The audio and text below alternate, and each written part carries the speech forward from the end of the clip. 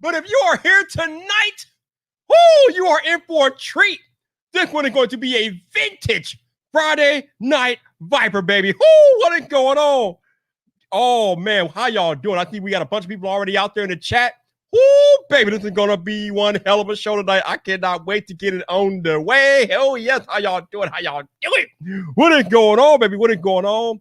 Let me give y'all a couple of minutes to file in, then we're going to go ahead and get these intros and roll call out the way, and then we're going to go in here and do what we got to do, no doubt, and get it done, baby. Get it done. Woo! What a day. What a day it's been in the tech, babe. My God. Oh, Lord. So much to talk about tonight. My goodness.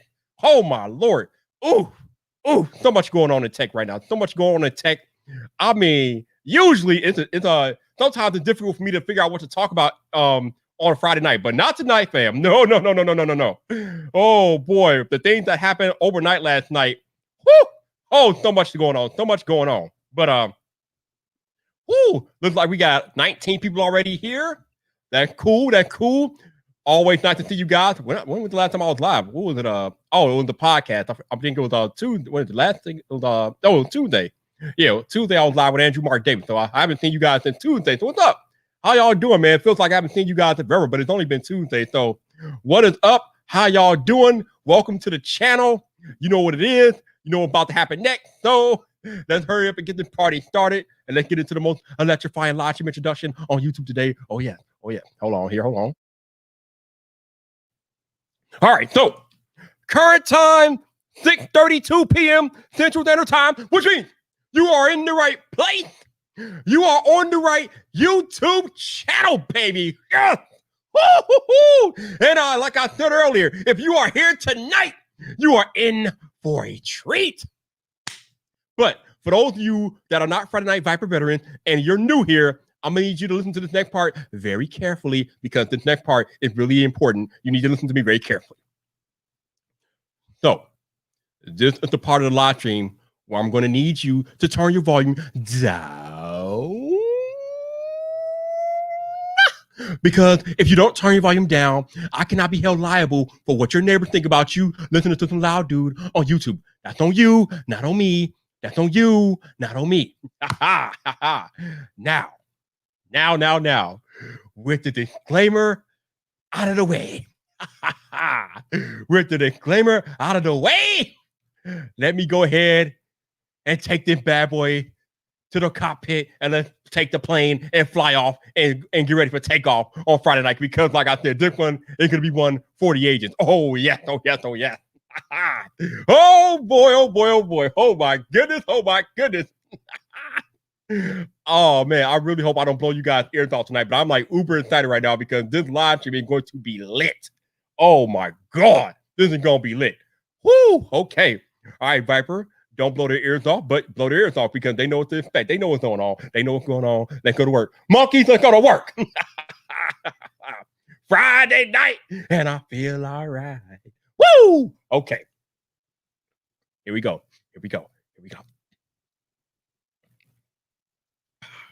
Got it.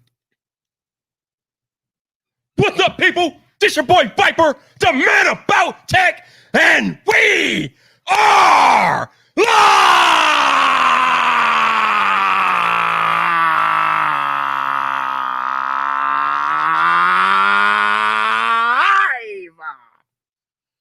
Welcome to Friday Night Fight, baby!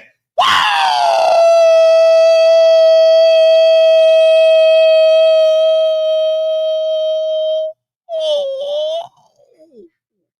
Woo! Oh, yes! It is that day again! We are back! We are live on YouTube! Oh, yeah! Oh, yes! Yes, sir! Woo! All right, so before I get started with tonight's festivities, let me see who I got in the chat tonight.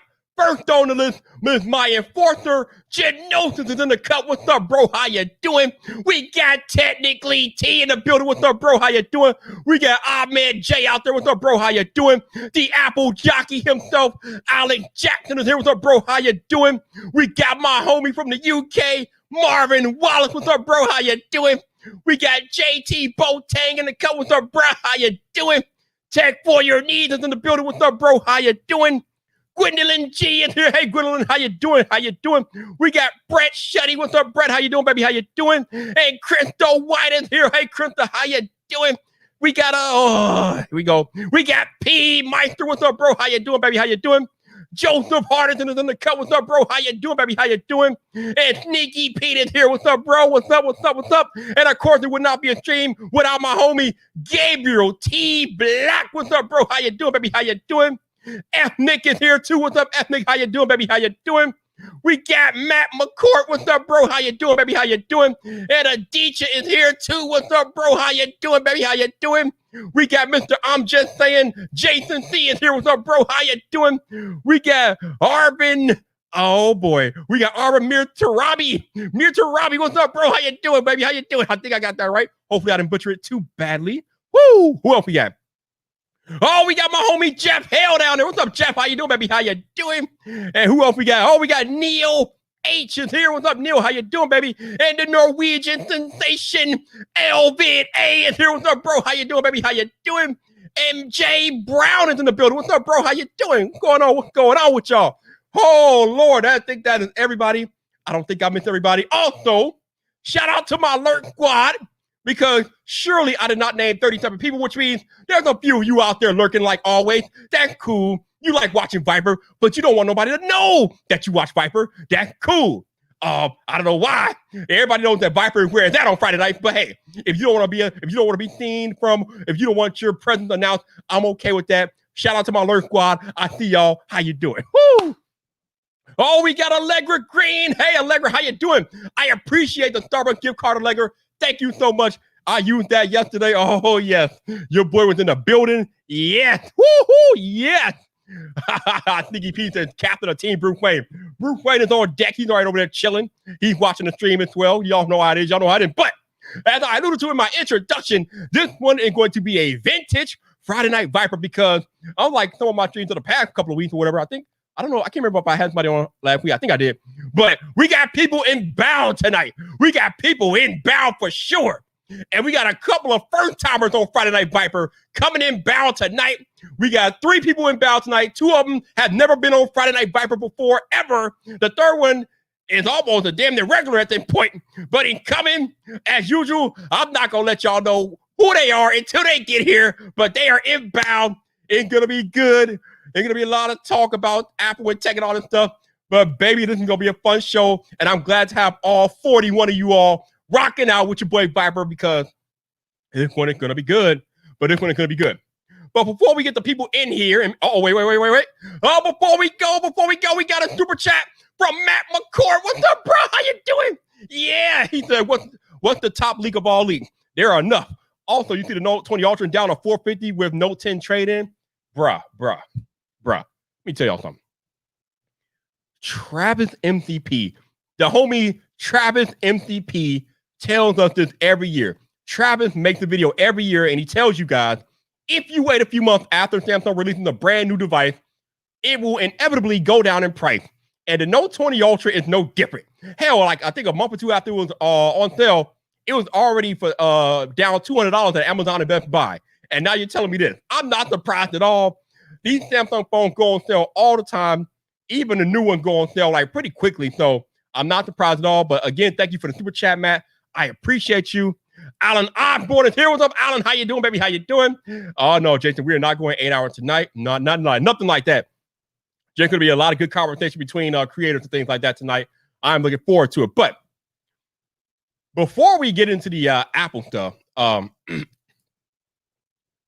me get a drink. While I lose my voice here, let me get a drink. Ha ha.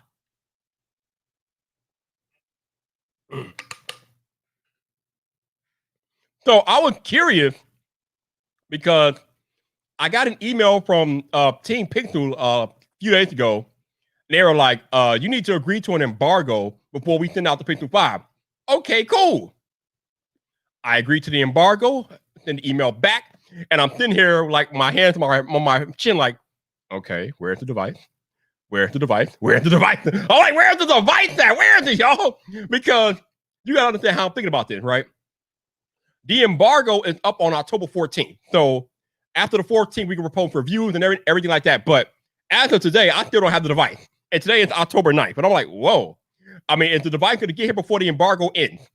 So finally today, I got the email from FedEx that says it's on the way. So the Pixel 5 is inbound tomorrow. But it is so important for Google to get that phone in our hand before Tuesday, because once Tuesday hits, it's game over. Apple is going to take over the news cycle because, as most of you all know, Tuesday is the iPhone 12 event, and nothing matters on iPhone day. So it was very important for Google and Team Pixel to get these Pixel 5s out in our hand before Tuesday. And it looks like they're going to be at the last hour, but they're going to beat the deadline. They're going to beat the deadline, because had they not got these Pixels out in our hand before them, it would have been a wrap. You could forget about it. It's over with. Your news cycle is gone.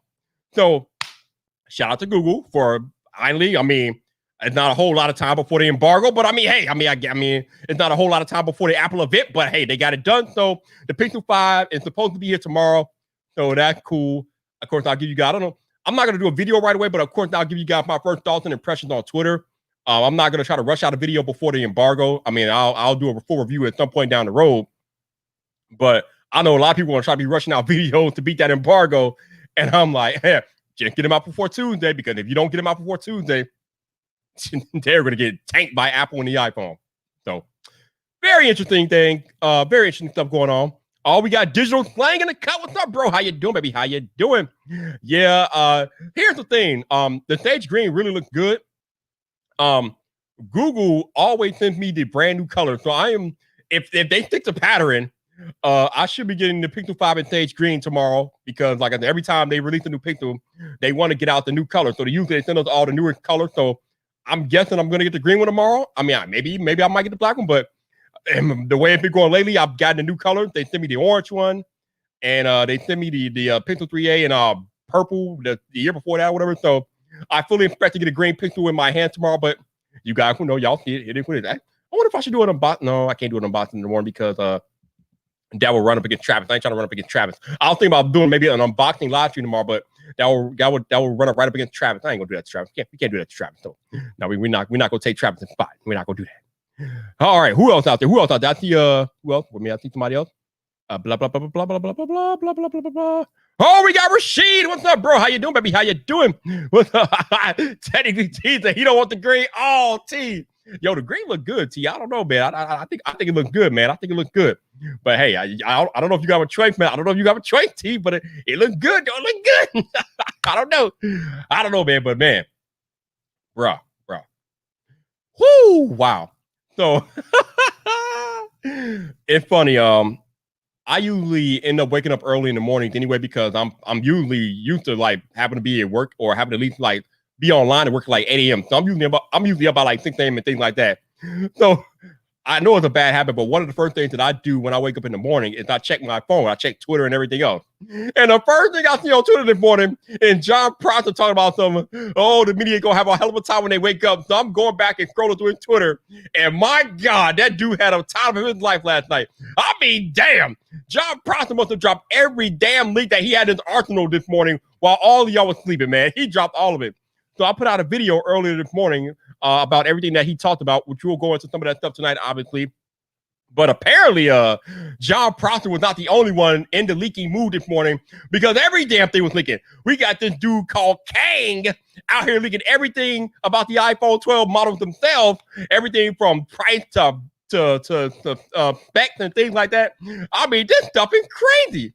Like, has iPhone ever leaked this bad? Actually, you know what? Has Apple in general ever had a leaking problem this bad as in 2020? I don't think so. I think for the first time ever this year, there have been more Apple information leaked than any year previous to this one, which is kind of mind-boggling to me. I don't really know what to make of it. I remember I had John Prosser on the podcast earlier this year. I think it was earlier this year. And I was asking him, will we see more leaks this year because there are no in-person events and companies they're trying to find new and different ways to get their information out to the masses. And I think he said something to the extent of maybe, but I think it's very evident this year that we have seen a lot more leaks all across the board this year from everybody, as opposed to the year past, just because of what COVID has done to the way media is done this year. You can't have in-person events. You really can't you can't even have the private meetings that you normally have. Hell, I was just on a tech call with Google and the other day, and it's like 150 of us on the call, on a Zoom call. So it's like there are so many things that had to change in the way companies do business and communicate this year.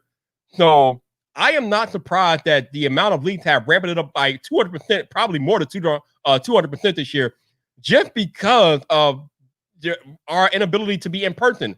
Obviously, when you're communicating in person, there's a less likelihood of information going to the wrong people, but these leakers are savage AF, man. I mean, good God. Whoo. These leakers aren't playing, bro. They're getting people fired and stuff. And I got to talk to the people about that tonight. So we got people getting fired because of these leaks. These leakers are savage AF. All right. Do I look? Wait a minute. Hold on a second. Okay, it's just me. I'm like, I look dark, but I got my dark sunglasses on. Oh, we got WL Wesley Jr. and FitBond Fitness out here. Wesley says, yo, Vyyyper, I'm on Amazon Renew looking for a temp phone after selling an iPhone. Is it easy to return a phone on Amazon Renew? I don't know about returning a phone, but when I had to return my Sigma lens, it was pretty simple. I went to the return part, and they gave me step-by-step instruction of what to do to return it. I did that, and I had my money back within 7 days. So yeah. The Amazon return process is pretty simple. Just go to the return area on the app and then follow the instructions, and you should be good to go, man. Should be good to go. Yikes. Ooh. Oh, wow. Damn, I am sorry to hear that. That is just, man, I'm telling you, people not taking this thing seriously. They need to start taking this thing seriously, because this thing ain't no joke, man. This thing ain't no joke. Bionic Scoop is out there. What's up, bro? How you doing, baby? How you doing? We got Mr. Bionic in the building. What's going on? But yeah, like I was saying earlier, this year, more than any, the leaks have been flowing like water, bro. Leaks are everywhere. Everybody getting their stuff leaked. It's not just Apple. Apple getting their stuff leaked. Google getting their stuff leaked. Samsung getting their stuff leaked. Everybody getting their stuff leaked all over the place. It's kind of crazy. The only company really that hasn't really gotten too much stuff leaked this year is Sony, and that's for the PlayStation 5.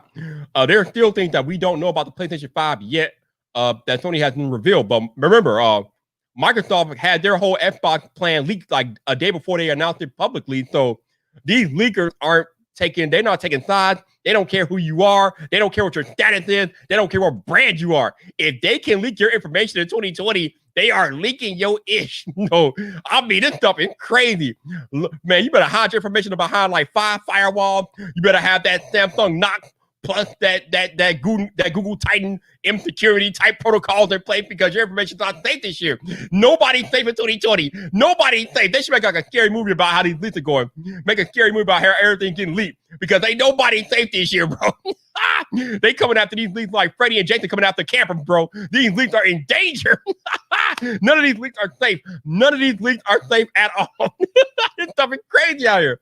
Oh, Tech King Mike is out there. What's up, bro? How you doing? How you doing? Janosen wants to know, have I watched the PS5 teardown? Yes, I have.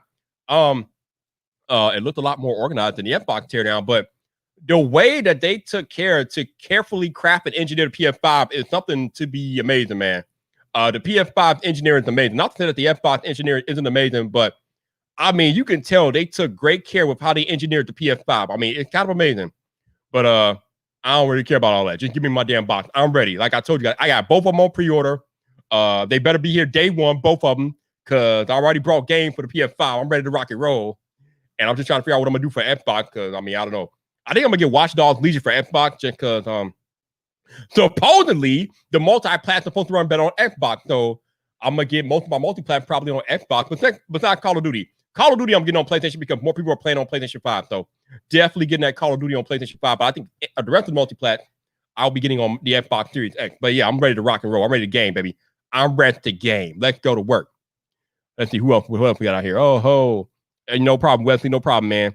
Seriously. Leakage all over the place, bro. It's all over. That's right. Hide your kids, hide your wives, hide your leaks, bro. They all over the place. DJ Noah said John Prosser been bruh. John Prosser been on fire this year. I mean, he got tripped up a little bit at the path, but bruh, John Prosser's been everywhere. John Prosser is still, in my eyes, the world's most accurate Apple insider. I don't care what anybody says. I don't care about the tracking and all that stuff. John Prosser's still number one because nobody's leaking more stuff than him. He ain't putting himself out there more than any other of these leakers, bro. And he's getting more right than wrong. So in my eyes, he is still the world's most accurate Apple insider. Shout out to my man 504 for the 504 super chat on cue, bro. I appreciate you. Thank you. Also, shout out to Fit Blonde Fitting for the $9.99 super chat. Thank you. Yeah, that's right. Go eat. We can't have you being hungry. We can't have that. So go eat. Do what you gotta do. Do what you gotta do. Yo, after this, I can't remember when Vyyyper received the pre-order on day one. Bruh. When they do me right, when they do your boy Vyyyper right, I usually have my pre-order stuff on day one. Usually, and I mean that's how I live my life. I want my stuff on day one, fam. What's up? Oh, we got Tyler Rome, since the first time watcher found you on Twitter. Yo, what's up, Tyler? How you doing, baby? How you doing? Welcome to Vyyyper Nation, baby. Welcome to Vyyyper Nation. You picked a good night to tune in because this one is gonna be a good one. This one might be a live stream for the agents. And speaking of that, let me start sending out these links to these people here so they can come on the show. Like I invited 3 people on the show, and they should be here momentarily. And then, oh yeah, it's gonna be good. It's gonna be good. All right, so we gotta get him first. Send out the link. Send these links out till we got. All right, that's 1. Okay, let's send out link number 2. That's 2. And send out link number 3, and then we can get into all these Apple links. Because holy Lord, there's a lot of them. My God. And 3. Bam. All right, so we have sent out the link to the respective people that are going to show up on the show tonight, and we shall wait for their arrival. And I can do what I do. Oh, we got John Michelle. What's up, John? How you doing, baby? How you doing, John? What is going on? What is happening in your neck of the woods? Yo, Janosis. Yo, Janosis. That I told you that PlayStation 5, the engineering of the PlayStation 5 is next level. Liquid metal cooling? What? Are you serious, bro? Liquid metal cooling? Bro. Woo, bro. Oh, man. Sony did the damn thing with that console. They did their damn thing with that console, bro. I'm just saying. Liquid metal cooling, bro. Woo. Next level stuff. Oh, my man is right on time. All right. First on the list tonight, which should be an epic show, but the first guest is here. Let's bring in my man, the world's best Apple journalist on the planet, Mr. Canadian himself, Renee Ricky. What's up, bro? Hey, man. How you doing? I am great, Renee. How you doing? Good, man. Good. Fun day. I thought I could take the day off. I'm like, I'm done for the week. That's it. That's what you thought, huh? That's what you thought. John Prosser had other ideas. Yeah, but it was weird because like Kang posted his stuff, John posted his stuff, and then Gurman woke up and goes, "What the hell? I have articles waiting on Bloomberg. You guys better publish that stuff. All these Twitter people are ahead of me now." Right. Everybody, man. It's getting crazy out here. Wow. I mean, whoo. Leak-a-palooza. Seriously. It's funny because, like I said, when I woke up this morning, Prosser, he had tweeted something to the effect of, when these media people wake up, they don't know what's going to hit them. But like you said, it wasn't just Prosser. When Prosser, it was Kang, and then Gurman came out with his article. It was Apple Blitz out there, man. It was bananas for names, bananas. And it's amazing because like John will put it all out there. He'll like give you a date 3 months in advance, and he'll say like, "Tell me if I'm wrong or not." And Kang will wait like it's 3 minutes before the event, and then just tell you everything. I don't know if I trust. I know this Kang person has a pretty good track record, but I don't know if I trust him because he always shows up at the 11th hour. I don't know if I can trust the person that shows up at the 11th hour. I think you can trust them, but it makes me wonder, like, are they sitting there as the stuff gets loaded?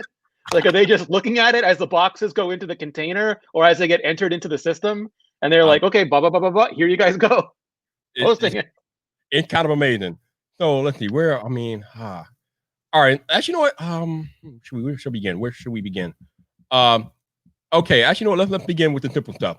So AirPod Studio, according to John Prosser, they will not be at this Apple event. And the reason that Prosser said is because they are not done with mass production yet. According to Prosser, the AirPod Studio will not be done with mass production until October 20th. And so I guess anytime after that date, they could theoretically go on sale. but Apple will not present them at the event because, I mean, we don't know, even after that day, we don't know when they'll be ready to be sold to the mass public. So yeah, it's 2020, man. We don't even have an iPad Air yet. And they showed that off a month ago. Right, exactly. So we just don't know. The other interesting tidbit from Process this morning as it relates to AirPods Studio, Renee, is that apparently there are two variants of it. The leak that he showed a month ago were for the high-end luxury model, which supposedly, Renee, is retailing at $599. Renee, are they serious? AirPods Studio Pro. right. Come on. So the thing about audio is it is ridiculously priced. Like, I don't know if you saw that Linus video where he had this pair of headphones that were like $11,000. And audiophiles pay that. Like, there's no limit. If you find a rich person, you can charge them anything for audio. But I'm happy the normal pair are like $350. That's like the normal Sony Sonos range. And as long as that pair is there for everybody, they can like tax people who have more money than they know what to do with on the higher end. Bro, it's crazy. Oh, looks like guest number 2 has just arrived. So let's stop the pie, let's stop the live stream, and introduce the international Turkish superstar, one of the best iPhone creators on YouTube, my man, iPhone. Hey, Farouk. Oh, man. What a night. Hey, Farouk, how you doing? I'm well. How are you guys?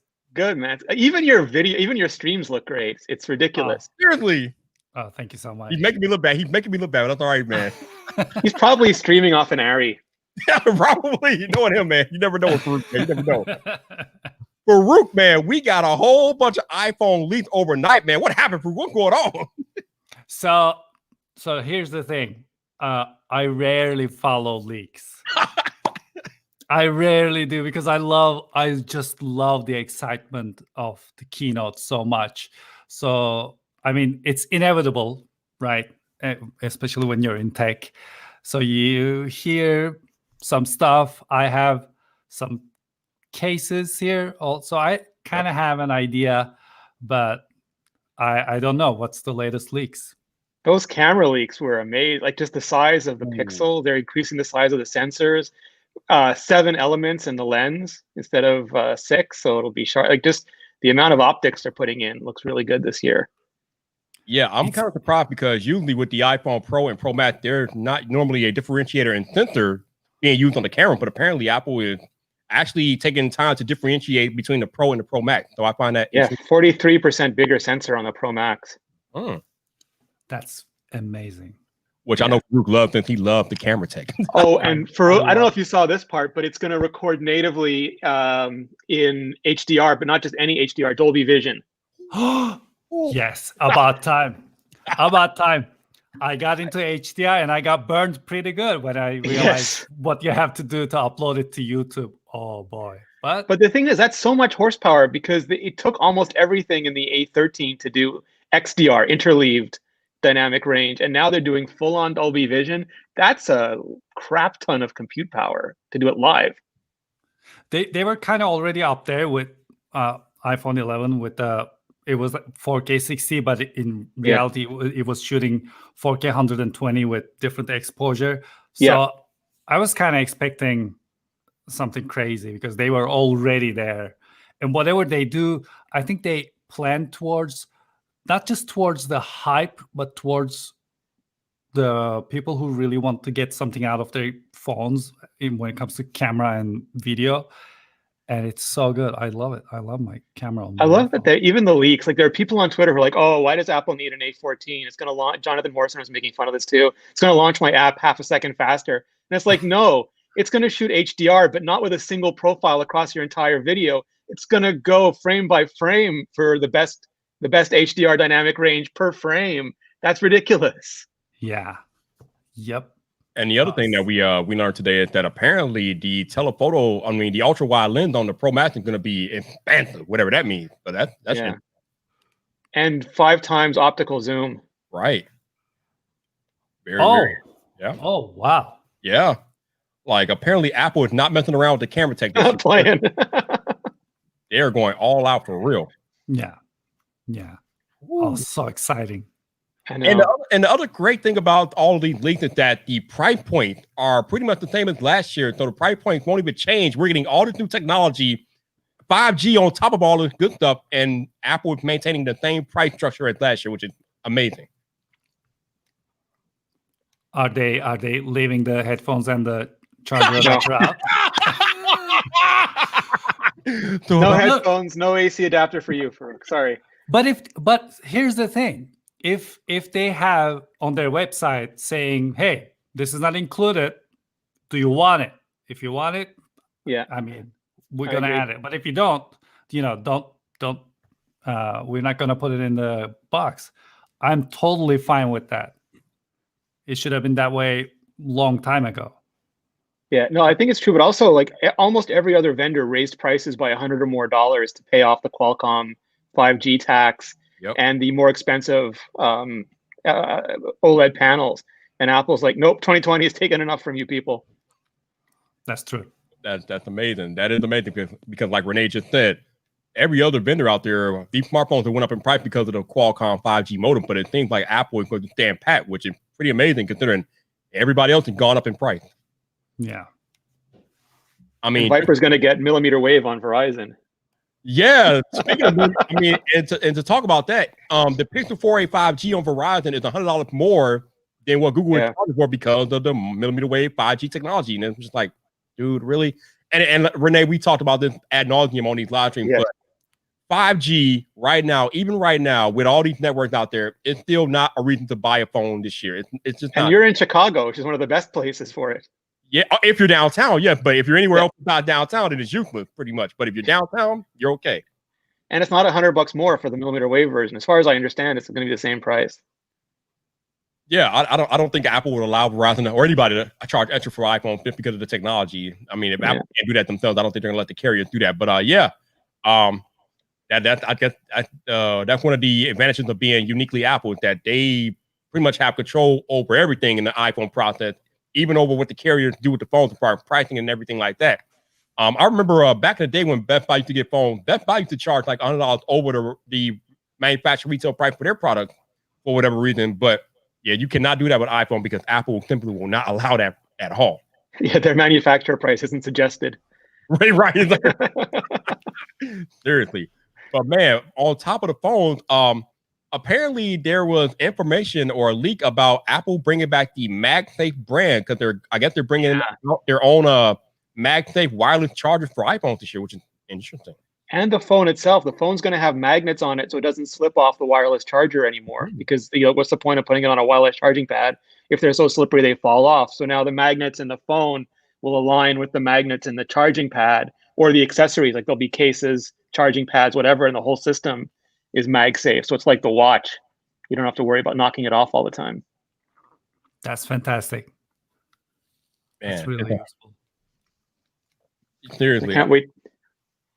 Can't wait to see the shots Farouk gets of the whole system when he puts it up on all the sliders. It's going to be amazing. The question is, though, Renee and Farouk, how much will Apple charge for this MagSafe wireless charger, though? That's the question. $800.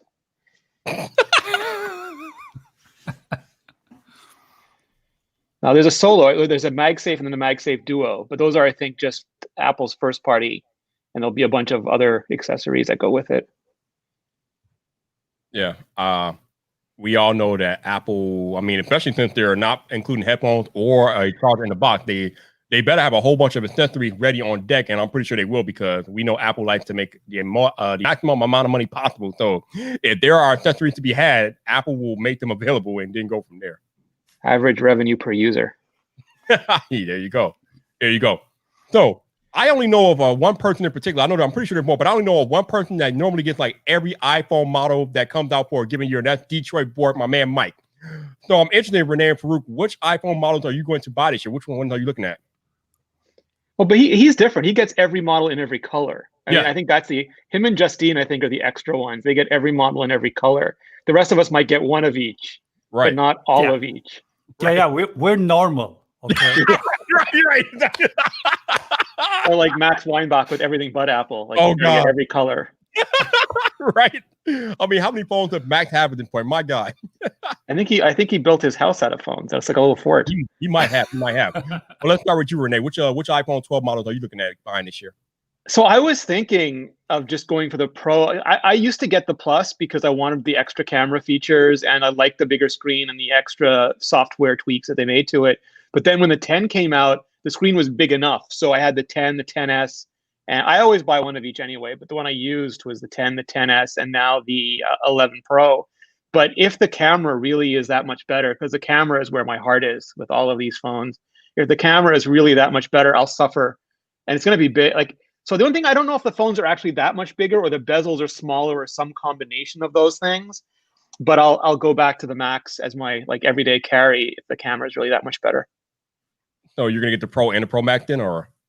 I'll get one of each just because I have to. Like, because I'm gonna have to review all of them, and then I'm gonna want to do long-term reviews of all of them. And Oh, so you're getting all of the iPhones? You're getting all 4 of them? yeah, I got all 3 last year. Wow. Farouk, where are you at on this? Which ones are you getting? Yeah, same situation. End up getting all of them, and then but probably I'm gonna use the biggest one with the best features, because what usually happens is I want a bigger screen so I can edit more. I want to see more while I'm editing, and if it has better camera features, which I kind of don't want them to do. I really enjoyed the 11 Pro and 11 Pro Max, how they were same in the camera department. So, but if there's a big difference, yeah, I'm gonna get the Pro Max and then just hang out with that one. You can surf with it on weekends. I mean, that like just use it as a surfboard on weekends. Yeah. Well, unlike these gentlemen, my bank account does not speak like that. Especially if I already have pre-orders in for both consoles, so I can't go too crazy. I'm gonna try. Yeah, it's big winter, big fall for you, right? But that's because you cover so much. I just cover Apple. I'm a little bit of a break. Farouk, he has to buy every camera that comes out. I feel bad for him.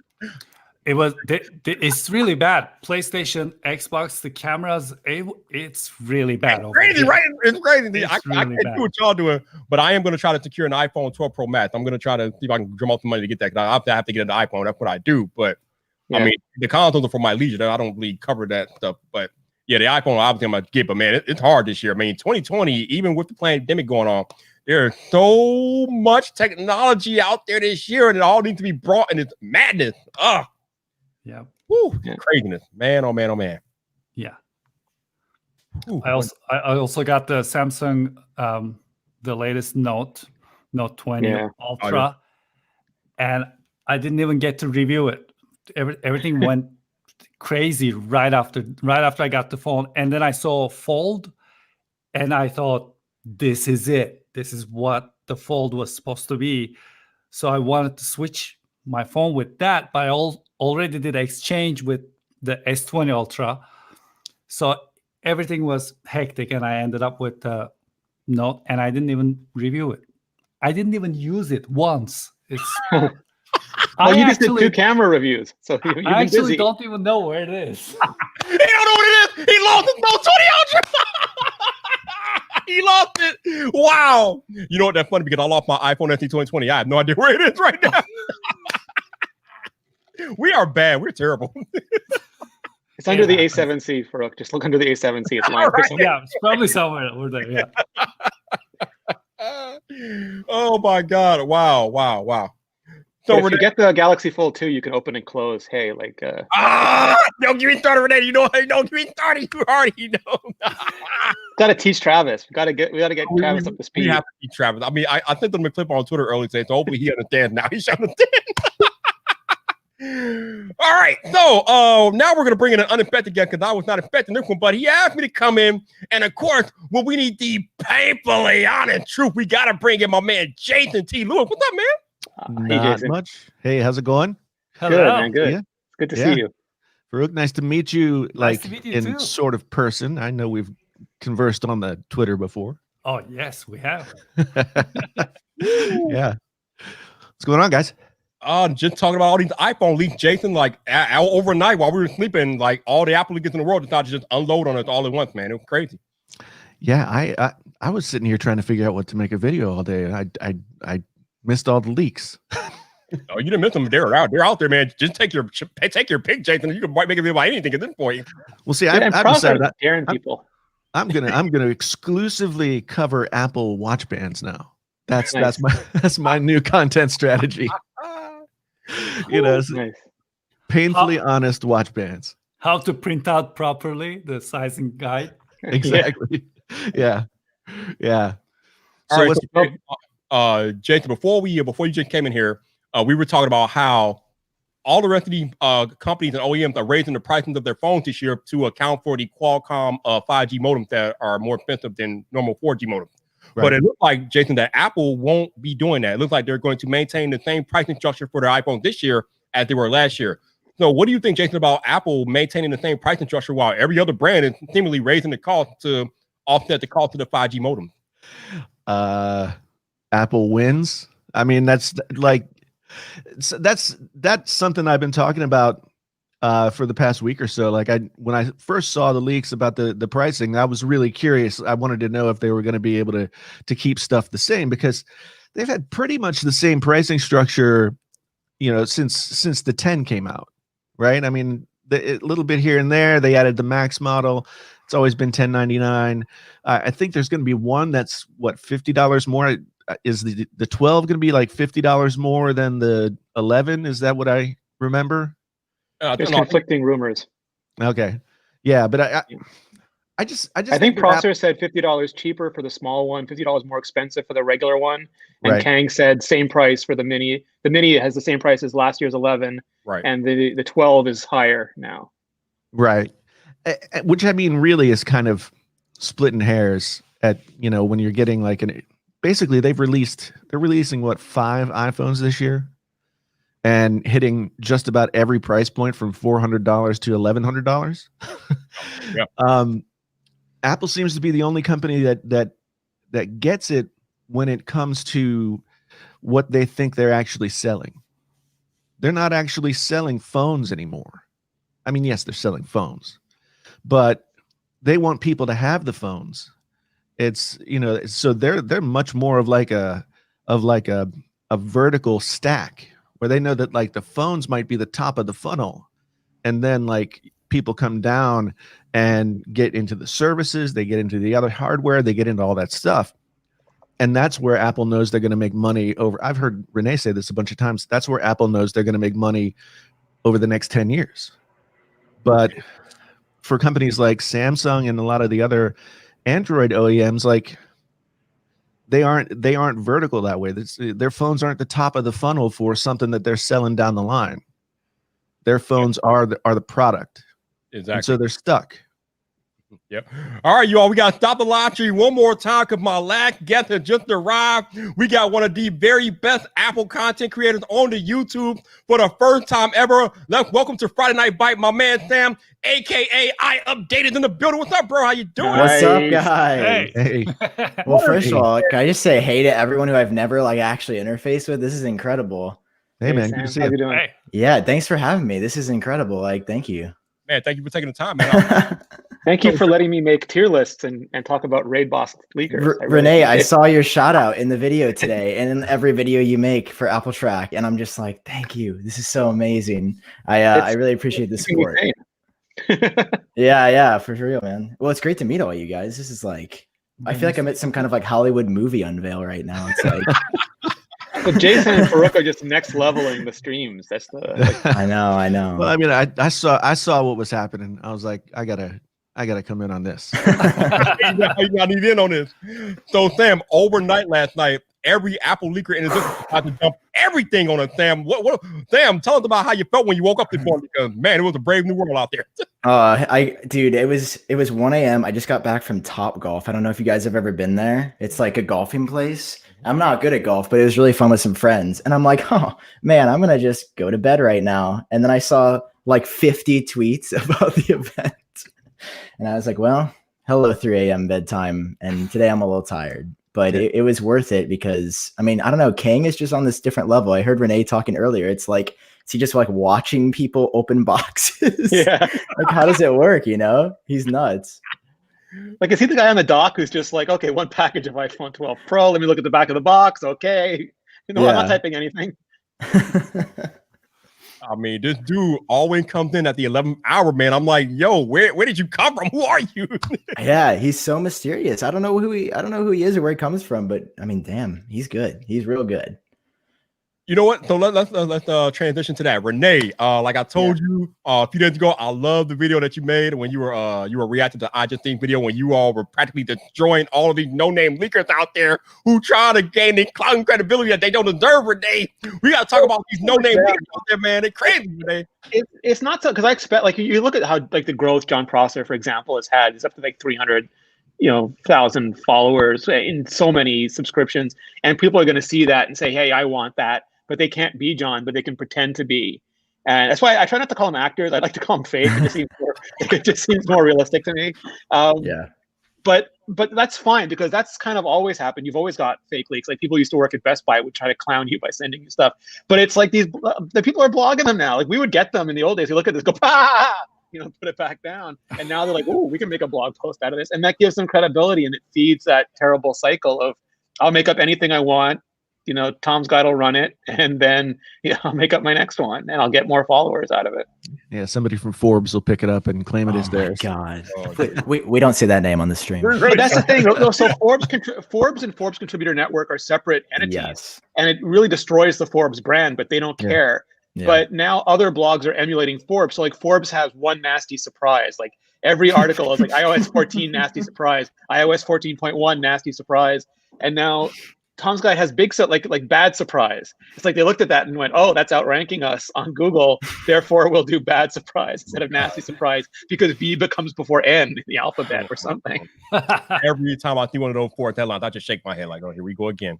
Yeah. I've been down that road, man. It leads to madness. And you can put a headline on, but you just do a good. Like my whole thing is, I understand. Like with YouTube, I feel like all of us have to make educational videos that are covered in clickbait candy coated shells because that's how YouTube works. You have to have a good thumbnail and a good title, but then a quality video. And blogs should be the same. Like put on whatever headline you want. I really don't care. Right. Put a cool image on, but then use your audience to educate them and empower them. Don't just make them dumber by clicking on your story. That's a big problem.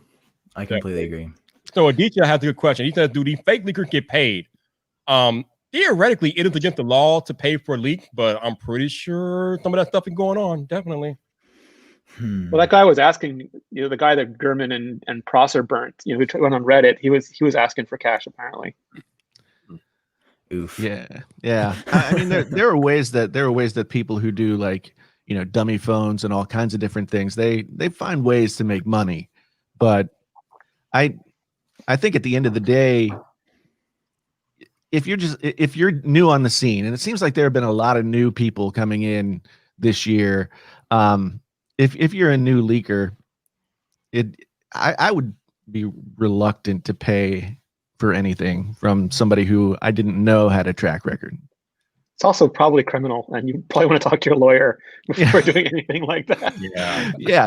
I mean, I don't have any money. If anyone on Twitter, if anyone is listening to us and they're thinking about it for the clout, once money changes hands, it's entirely different consequences. Yeah, I've actually spoken to John about that before because I'm like, dude, like you must be making bank off this. And he's like, no, man, I don't make a cent because then I'll be in prison in like 2 minutes. Yeah. And I'm like, yeah, that's a pretty good call then. I wouldn't take any money out of there. Does that classify as like insider trading or some kind of FCC something or other? It's trade theft. Yeah. You're part of a criminal conspiracy to steal trade secrets. Oh, wow. A reporter doesn't pay for stuff. Like if you're the New York Times and they say like, give us $10,000, we'll give you this photo policy. Like, no, if you want to drop that off in a brown paper bag at our front door, our department will vet it. But if you want us to buy stuff, none. The Inquirer pays for stories. I don't know how they get away with it. Like tabloids pay for photo, but they're probably paying for the photograph, not for the information. Yeah. So before Sam and Jason came on, I was asking Farouk and Renee which iPhones were they getting this year. So I'll start with you, Sam. Which iPhones are you picking up this year? I think I'm gonna try to get all 4 as well, which I've never done before, but I sort of feel like I should try them. And I don't even know if I'm gonna review them. Like my reviews are so like in and out. Like some years I'll do like 18 reviews, and then like this year I've done like 2. So I don't even know. I think I just be getting them to be like, I got the new iPhones. I guess this gives me meaning somehow. Like I have the iPhone, but I don't know. I think my personal one will probably be the 12 Pro. But like, I don't know, the 12 Pro Max, if like the camera's so much better, I might have to. Yeah. Actually giving you a compelling reason this year to consider the bigger model. Yeah. What about Jason? Which one are you picking up? I mean, I know I'm going to get the 12 Max. because like the 12 Pro Max is the only thing that ever held me back from the base model before. And I don't like to pay, $1,500 for a phone. So I always would buy the base model, and 64 gigabytes usually worked out okay, at least for, since I switch phones so often that it's not like I had to live with 64 gigs for 2 years. But yeah, I'm going to get the Max for sure. I'd like to get the Mini just to kind of see what that's all about. I mean, I'd love to get all of them, but you got to pay the bills. Yeah. Yeah, apparently I'm living life wrong because we got Sam, Renee, and Farouk getting all the things, and I'm just trying to get one. They're trying to get all the things. Like, No, but again, like this is all I do. You're also getting PlayStation, the Xbox.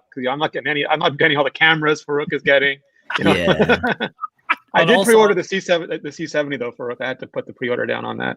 Oh, nice. But Yeah. also the name is iPhone though, so if I don't have the iPhone, Yeah. Yeah. They take away the name. Yeah. It's like you have to make a certain percentage of iPhone videos every year. to be holding the name. Yeah. Yeah. yo, shout out to my head of security, yo, Hefe review for the $10 super chat. Thank you, Hefe. Yeah, man. I told you all this will be a vintage Friday Night Vyper. Your boy did not disappoint. Shout out to Renee and Farouk and Sam and Jason for hopping in and joining me tonight, talking about all these Apple leaks. I mean, my God. Sam, I was talking to Renee and Farouk before you got here about 2020 and the way everything that's been leaking like water this year. And I talked to John Proctor about this earlier this year. I thought that this year, more than any, leak would be more prevalent just because of the lack of in-person interactions between brands and influencers and things like that. So, Sam, I mean, have you noticed them? Like, have I noticed that that it seems to be leaked a lot more prevalent this year than in year past? Yeah, like this year is literally different in every way from like the pandemic to like I was like, oh, COVID won't change anything, and then it changed like everything, and it was like, oh, that's cool. And then it's like it's not going to touch Apple, and then it touched Apple. It's like it's not going to do this, and like it's really like affected everything. And I'm not even sure that that's necessarily attributed to the virus, but like there was some like shift, like the iPhone SE. There was like a shift in how information in the community was like sent around. Like it wasn't 9 to 5 Mac or Mac rumors. Like, this YouTuber at John Prosser like came in and was like, hey, I actually have reliable info. And like since then, it just feels like different. Like I literally wake up every day and I remember like weeks, days, stretches in the past where I'd wake up and be like, oh man, I have to think today about a video. Like the news isn't just handed to me on a silver platter. What's up with this, And like now it's like I'm like stuffed all the time. I'm just eating leaks all day. And it's like, man, I gotta take a breather soon. Like I can only update so many Apple track pages a day. You know what? Okay. So I got a couple more questions for you. Let me start with this. You, Sam, you are over 260,000 subscribers on your channel, which have been mostly iPhone and Apple as long as I've known you to be on YouTube. Yeah. I'm pretty sure you've had times in your YouTube career where you've gotten leaked information, but I don't think you've ever like leaked anything like that. Have you gotten no chances, right? I'm guessing, right? I hear very like random things very rarely. So like maybe twice a year I'll hear something. And like I thought I heard something last week and it was just off. It was like off by a day. So I was like, oh, maybe I should never leak again. This is like tough. But it's also like I feel some like responsibility when I share things. Like the thing that like all the fake leakers on Twitter have like done is they've sort of just like they've democratized leaks in a way that was like fun for a day until it was like, wait, all of this is just entertainment. Like it's like this isn't actually good for anyone because like you start, I don't know if you guys have noticed this on your YouTube channels, but like you'll see these like just like very sporadic comments like, why isn't this super niche feature that was never talked about on the iPhone? And you're like, what? Like nobody ever talked about this before, but like, 3 people on Twitter said it and it got enough traction to the point where it looked believable because there was a marketing shot with it. So it's like, I don't know, whenever I like think about leaking, it's also just like, I kind of want a relationship with Apple and I hear it's kind of tough. Yeah. I hear it's kind of tough if you're leaking their products. Yeah. So I don't know. I'm kind of split on that. Yeah. No, all right. Go ahead. It's interesting to me because like the COVID stuff definitely changed a lot of stuff for me because I was doing more commentary stuff, like sort of reaction to other kinds of things and not so much like sort of on the news front kind of thing. And it seemed to me I felt this way. So I figured a lot of other people were feeling that way too. It's like people didn't necessarily want to get dramatic and like fight about the iPhone anymore. You know, that they're interested, they want to know more information, you know, and then like folks like John and other folks are getting this good information, and that's the topic of conversation. So for me, I'm like, wow, okay, I don't really want to fight with anybody, and nobody else is fighting. I still get plenty of negative comments, and all those people are out there, but it's definitely a different feel this year than it has been for the past few. He's always up for it. Fight with Greg. Yeah, I can't mess with that guy. He'll tear me to pieces. His hair's too nice. So Sam, I'm curious, how did you come up with the idea for Apple Track? Because that's quite the undertaking, man. Thank you, man. So I had the idea for it in, I think, middle February of this year. Excuse me. And I was like, okay, it was to the point where, like, honestly, I've never told this to John, and like I should. John was essentially the reason that I made this, because I saw what he was doing and I was like, okay, this is really interesting. This is garnering a lot of attention, but also like there was something like a light switch that like flipped in my head. And I feel like it's flipped in everybody else's heads as well. It was like, okay, we got this like one more source, like just this one guy, but like now the credibility of everything is in question. It's like, well, is 9to5Mac actually accurate? Is Digitimes, like, what are they actually worth? So I was like following that, and I was like, there's got to be a way to do it. So of course, the first thing I did is like search it. I was like, Apple scorecard thing, and like there was like one page. Like I saw like a 2011 article from the iPhone 4 days that was like, these leakers shared this. And I was like, no, there's got to be something better. Like, there used to be a site. I forget. Someone was doing a site like 4 or 5 years ago, and then it went away after like a year. Yeah, so I was just like, there's really just this gap. Like there's this gap of like information that people should know, because I started seeing these things pop up. I'm like, there's got to be a way. There's got to be a better way to track this. So like, I just decided one night, I was like, I've been thinking about this for a month and I haven't done a thing for it. So I was like, okay, well, what should I name it?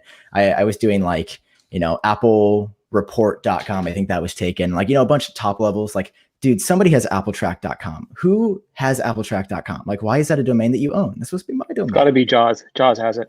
Yeah, for real. So I found that, and then I was like, all right, I guess I'm just going to start. So like I literally started, I was like, okay, John will be easy. I'll start with him. It was like 7 rumors at the time. And then I was like, okay, cool. He's got this percentage. And then I'll do Mac rumors. You know, they had 12. And then I made the mistake of looking at 9to5Mac and Mark Gurman's pages. And like, I didn't realize how much these two individuals shared stuff until you actually tabulate it and give it a score. And it's like, Mark Gurman has 300 plus leaks and you're telling me he's 90% accurate? Like, he's a machine. That is insane.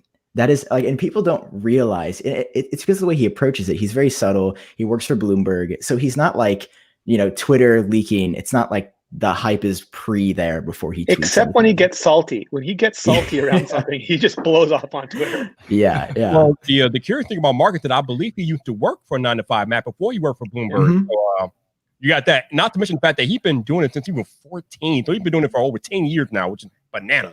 Yeah, he's a tank. He's an absolute tank. He's a super like great guy at what he does. Yeah, he's amazing. He's definitely so I just like sat down one night and I remember Mark Gurman's page. It took me 2 days, I think, and I'm not making this up. I think it took 7 hours to what I do when I look at any score, because like I'm kind of the arbiter of truth in this space. So like I want to make sure it's right. I'll go to the source article of wherever somebody said it. A lot of time it's Twitter. It's really easy. You can just link it. But like a lot of time it's a lengthy article. So you have to read through the entire article, bullet point the claims, and then summarize them in a way that makes sense to somebody. So like you got to have enough context to where it's short, but not too much context to where it's long.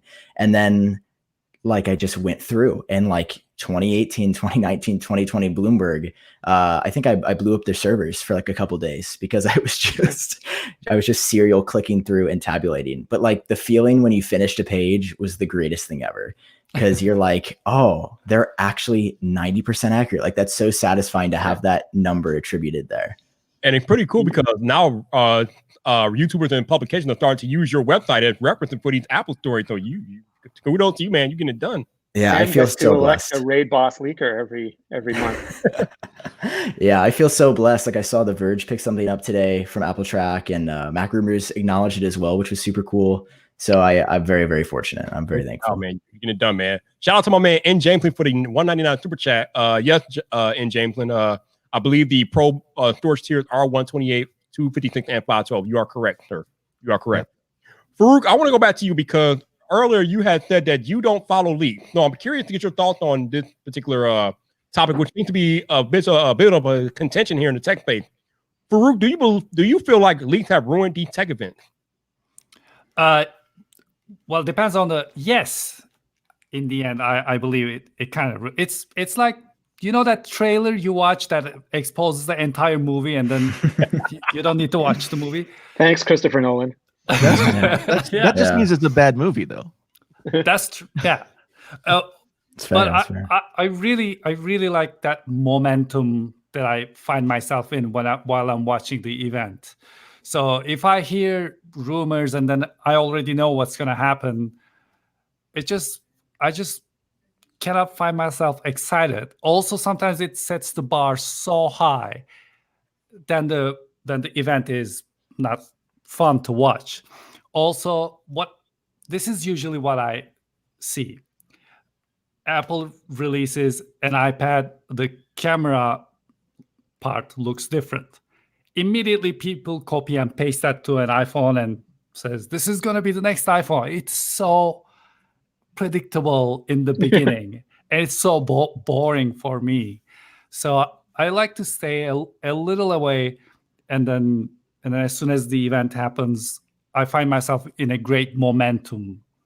And I enjoy. Well, this year was worse because they took the iPhone 11 Pro camera, photoshopped that on the iPad until the iPad Pro 2020 came out with the LiDAR scanner, and then photoshopped that back onto. There's always that one incredibly ugly, insanely bezel-less iPhone they share. Yeah, see, there's the one aspirational iPhone, the one that looks like it came from 2030, and you're like, oh man, that would be awesome if that looked like that. Well, because some people hate the notch like it killed their father. Yeah, I know. Yeah. It's absolutely insane. I've had people say they won't buy an iPhone at all until the notch is gone. Like it's just dead to them until the notch is gone. Oh, no. Damn that, Jason. We got all these nerds busting and fighting over here this year about how the iPhones won't have a 120 hertz display. And we know they're going to buy the iPhone anyway, Jason. They're going to buy it anyway. Because every year. It's every year, right. Yeah, the 120 hertz thing, you know where I stand on this. I really think it's watch Apple troll everyone and put 240 hertz out. That would be amazing. Yeah, that would be awesome.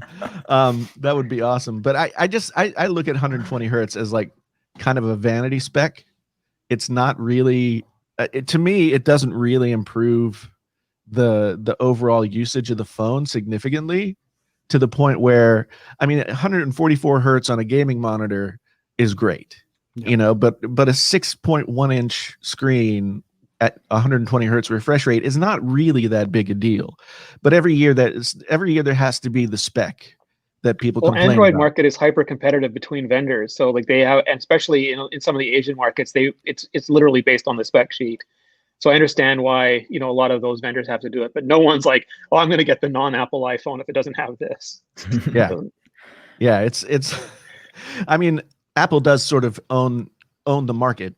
They don't have that competition with other people who have the same operating system. So their game is a little bit different in that sense. But I don't know. I think that people just like to complain. And they always find something, because think about the past several years. It was 1080p, then it was 1440, then it was bezels, then it was notch, then it was pinhole camera versus blah blah blah. Every year it's something that people get locked onto, and at the end of the year it's like, I think I watched your video today, Renee, and you kind of said it best. Like, the majority of people out there are going to buy a phone when they need a new phone. And, it's just like the part of their every 2-year cycle or whatever it is. It's a very small percentage of people who perseverate over this stuff. Well, I don't even think it's real because it's like tech industry people who, like we all said, we have to buy it because we're tech industry. So we'll complain, we'll buy it anyway. And then there's people who are like, some of the comments are like, should I get it? I'm like, oh, do you have the annual update program? Yeah, well, then you're getting it. Like, it doesn't matter. And then everyone else is buying it every 3 years, and they honestly don't care because either it's the year they buy it or it's not. Yeah, I was thinking about making a should you buy the iPhone 12 video, where and then I blocked it out and took notes, and I was like, the answer is so obvious that there's no reason to make the video. It's like, well, either you buy the new phone every year no matter what, or you're on the upgrade plan, or you need a new phone. And that pretty much takes care of 90+% of all people who are going to buy iPhones.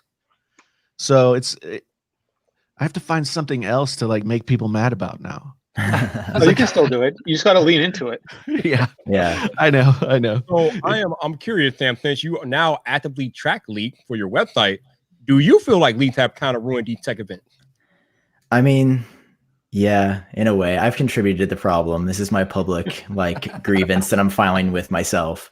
I feel like it has, and I feel like it makes people sort of hyper aware of what's going on. When you have to remember at the end of the day, it's like people running Apple. It's kind of easy when you see a leak. It's like, oh, there's just these AI robots that make the iPhone, and they have no emotion and they just work 70,000 days a year. It does take away some of the candor. I could definitely agree with for what you were saying. I remember back in the day before I did YouTube, when I didn't really follow leaks, when they weren't there. I'm thinking of 2013 WWDC, and just there was something in the air almost, when you're just so blissfully ignorant to what's going to be announced, that it's definitely as a fan, I think it's more fun to wait. But at the same time, if you're a fan, then you obviously care about the company and you obviously want to know what's coming next and you want to get excited about it. Oh, it's the Apple retail employees who attend the events who don't follow the rumors, but they love Apple because they work for it. And they're like, oh, they're doing that. I'm so happy. And they're clapping. And you're like, why are a bunch of idiots clapping? It's like, no, they love Apple and they have no idea what the rumors are. So they have the best time at the event. Everybody else is obviously no 120 hertz. We only flip-flopped on this 80 times, It's the only thing that bothers me is if I read the script to the last Star Wars movie or to Avengers Endgame, then I go to the movie and say it's boring. That's my fault. If you watch all the spoilers and then say, oh, there was nothing surprising, it's because you read all the spoilers. Be a grown-ass adult and admit it. Either don't read the spoilers or admit that you ruined the event for yourself. Oh, Renee, you bring up a good point because John Prosser even tweeted out earlier today about how if something doesn't happen at the event that you want it to happen, you can't be mad at Apple because Apple didn't announce anything.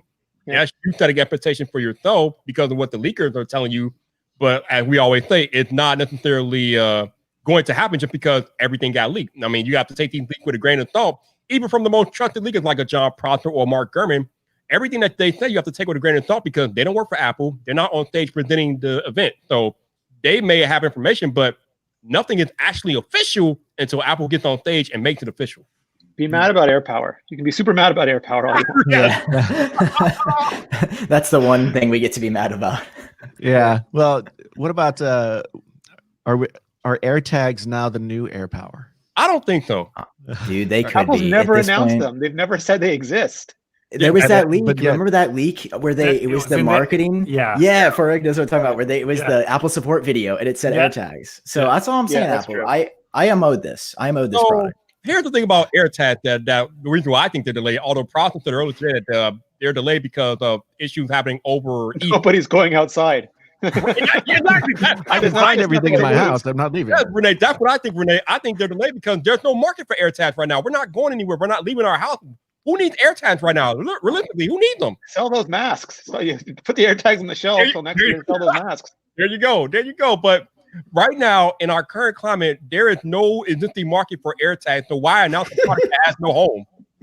Sam was just laughing at me. I'm gonna be honest, my mind is blown. I'd never thought about it that way, and you're like a prophet now because that is literally the explanation. That makes so much sense. Oh, my phone is in my room. Oh, my phone is in my room. All of my phone is in my room. I mean, if you do stuff in your house a lot, then you might need an air tag. But really, do you need an air tag? God. Wow.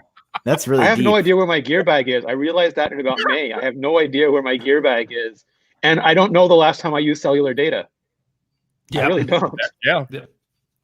Yeah, that's very true. I mean, I never left the house in the first place, so it's just We've been on like- lockdown again for 9 days, so I have no idea when I. Oh last yeah, used that's it. right. You guys, Man. yeah, man. I don't even want to talk about what's going on over here. Are you in the US, Jason? Yeah. Hey, US horrible Corona gang. Let's go. And I've no. We're not. You know- Quebec is right there with you. We actually had the guy who runs Quebec on TV, and he goes, "Okay, so we're doing badly compared to the rest of Canada, but we're okay compared to a lot of U.S. cities." Like what? Weird flex, but Yeah. okay.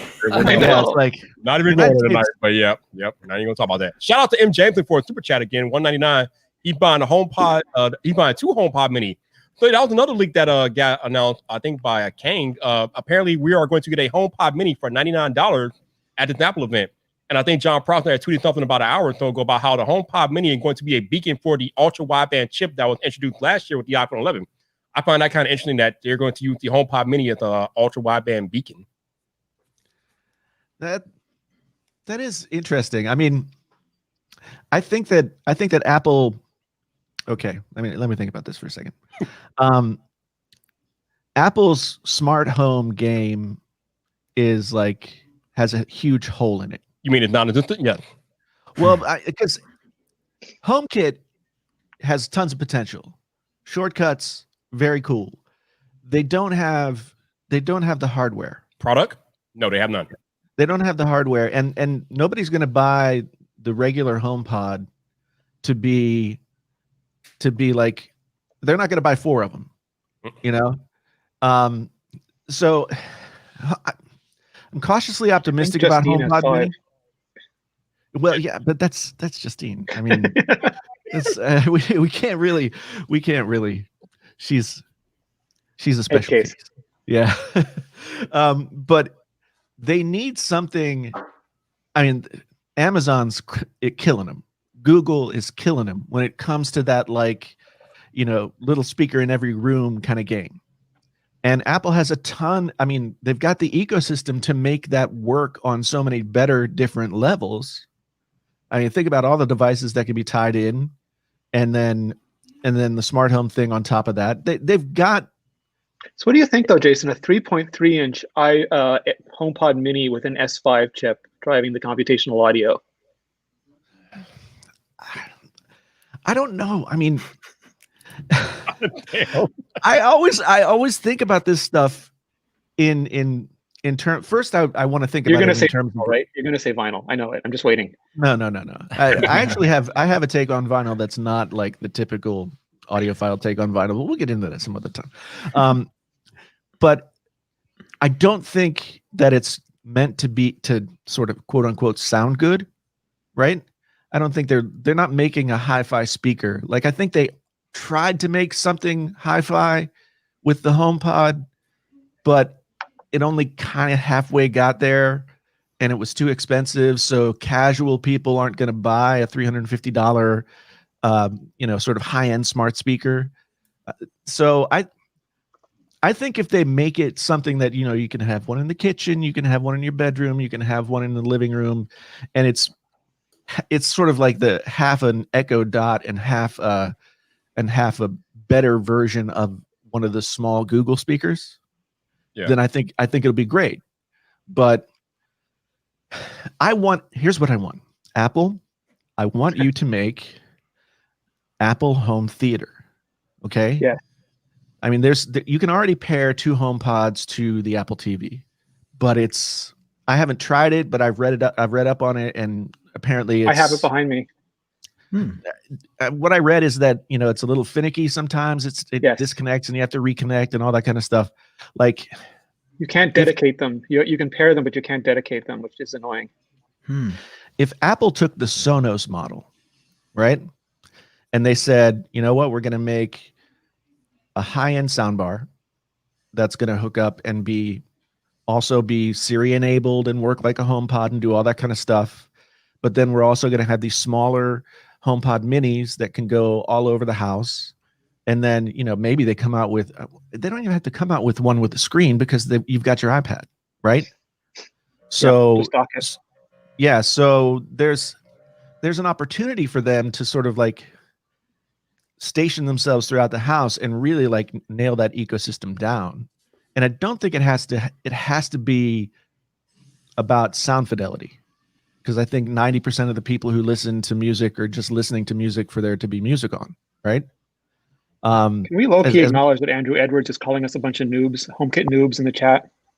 Yeah, he does get a ton of options for these days for about any smart home integration. While that might be true, I mean, I think we're talking about more like actual dedicated HomeKit products from Apple themselves, which they're practically none except for HomePods and things like that. So it would be nice, since Apple has the infrastructure set up, that they give us more hardware to use in that infrastructure that they have set up so nicely. But you get your option of HomePod and Apple TV. I mean, that's you can choose either one. Yeah, he's absolutely right. I mean, there's plenty of HomeKit enabled stuff out there. I think anything that's like a major product in the smart home field has like HomeKit enabled capabilities. But with Apple being so good at hardware, and especially with like this audio thing being such a kind of like, they're an audio company by and large in many different ways, but yet they have this giant hole in their product lineup that isn't filled. There's not an option really for them. And I think that now that the Apple TV and smart TVs and all that kind of stuff have become so much more integratable into your smart home, if Apple could do something like a HomePod soundbar and make that the hub of all your then like little satellite speakers and maybe, you know, I just think that would be a smart move. But I don't know. I mean, I see a lot of companies making really bad soundbars, and I know Apple wouldn't make a soundbar nearly as bad as that. So but I don't know if that's something that they're interested in. They seem to sometimes like have these little blind spots where they're like, well, we want to be in that market, but we'll just try this thing. Like, we'll throw the HomePod out there and see if It'll it be takes. 3 millimeters thick. It'll be a sound bar. Looks like a sticker. Like you said, Jason, we know that Apple has an audio sector, of course. I mean, they have that whole audio room at the Spaceship in Cupertino over there where they test sound out and things like that. And they acquired Beats a few years ago. So we know they're interested in audio. But right now, it just seems like they're mainly interested in like mainstream consumer electronic audio, like headphones and earbuds. They're not really trying to go too far outside of the box, outside of the HomePod itself. Also, shout out to Anthony Beltray for the super chat. He said, so the iPhone 13 is definitely an upgrade. I mean, I would hope so. Every iPhone is an upgrade in some way. So, you think they're going to call it the 13 though? I mean, I hope we are done. iPhone 12s. Yeah, I hope we're done with the S line. I mean, number 20. Here's the thing about, I mean, Apple buying Beats I was shocked when it happened. I was like, oh my God, what, $3 billion? What the hell are they thinking? And then I realized like they were buying Beats for Beats music. Yeah. As much as they were buying Beats for the headphone game. The headphone game was like, you know, sort of, they were just buying somebody else's R&D, right? They just wanted somebody else's products that they could build off of. But Beats Music, which used to be MOG, M-O-G, which was my favorite streaming service ever because it was more albums based than playlist and individual songs based. Beats bought MOG, turned it into Beats Music, and then Apple bought Beats, and suddenly we have Apple Music. And the lineage is there. Like when I use Apple Music, it still feels very similar to what the MOG experience was.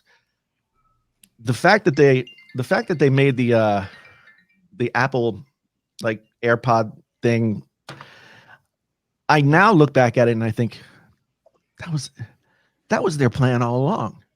They were going to kill the headphone jack.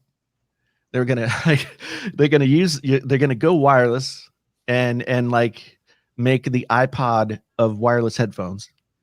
And that's what they've done. I mean, I'm most excited for the AirPod Studio as much as I'm kind of like, still in that realm of Are like, you going to well, get the $350 ones, Jason, or the $600 ones?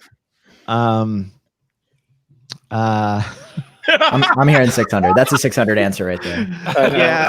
Yeah. See, I've purposefully not been following too many leaks on that because I didn't really want to know how much I might be spending.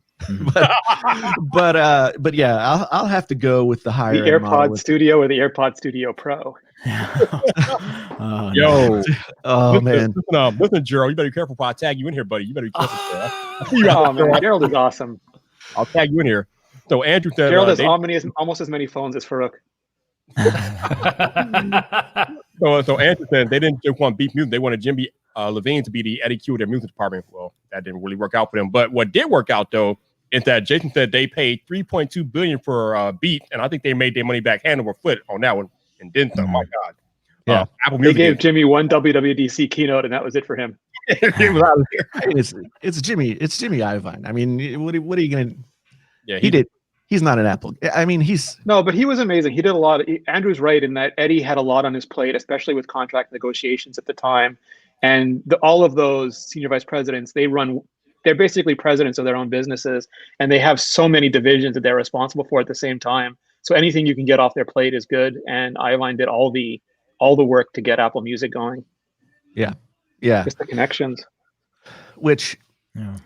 He's such he's such an interesting guy. I mean, produced Tom Petty, also Beats headphone studio blah blah blah guy. Like I just really him and Dr. But then Dre. he forgot about Dre. He did. And I think that within the next 18 months, we're all going to forget about Dre. I think Beats funny, when John Proctor put that at the end of the tweet a couple of months ago, people kind of got up in arms like, "You're not going to phase down Beat, blah blah blah blah blah." I'm like, why don't would they buy Beat? I think it'll be a couple of years still. I think we've still got a couple of years to beat ahead of It'll us. be gradual, definitely, but they are I definitely phasing out Beat. Beats is going bye bye. I mean, it's only a matter of time. It's not if anymore, it's when. I can't remember. I think it was like late winter or early spring when we first were starting to hear about AirPods Studio. I made a video saying that it was the death of Beats. That was the beginning of the end for Beats. Like once Apple fills out the AirPod line with all of the things that Beats already does for them, then there'll be no need for Beats. Because think about it this way: before Apple bought Beats and then brought in AirPods, what was the headphone that every kid had to have in high school, or they would suffer greatly from just peer pressure? They had to have Beats, right? Dude, where you been? Like, I think Dre's been gone from Apple's executive team. I don't think Dre's page was ever on the executive page. That's been like that for a while, dude. I don't recall. I got Like Apple's never going to make AirPods with Mickey Mouse on them. That's an exclusive Beats territory. No, not at all. Well, I mean, the thing is, if they basically now every kid has to have AirPods. When 5, 6, 7 years ago, every kid had to have Beats, right? And so now Apple's just going to scale that game. It's definitely not good enough to have just like the regular AirPods now. If you really want to flex, you got to go AirPods Pro, right? So your stems are so long. Those are the old AirPods. Look at those long stems. I know. Got a long stemmer over here. So then they're gonna go studio. Then they're gonna go. I mean, maybe they'll do. I hate the Power Beats. I just think that is the ugliest and stupidest design of a headphone ever. But if you're backflipping, Jason, you need them. I am not. Yes, but you're not everybody. There are people who backflip and they appreciate the headphones staying on when they're flipping their backs. Okay, I'll give it to him, I guess. But I want to go back to something that we've been talking about, but I haven't really had a chance to talk to Farouk about this. So Farouk, a few weeks ago, there was a big hubbub in the iPhone community about the lack of any of these iPhones coming with a 120 hertz display. Yeah. I'm curious to get your thought, Farouk. Do you think that this is an important feature to have on a phone today, or is it nice to have, but it's not that big of a deal, in your opinion? Absolutely not important. I don't. All the phones I have that has the 90 or 120 hertz display, I literally stopped seeing it after a while. So, and if that means my battery life is gonna be less, then I don't want it. So I don't I don't see. Maybe for the gaming part, it can be, of course, a big deal. But for regular use, I have no request for it. I can live without it.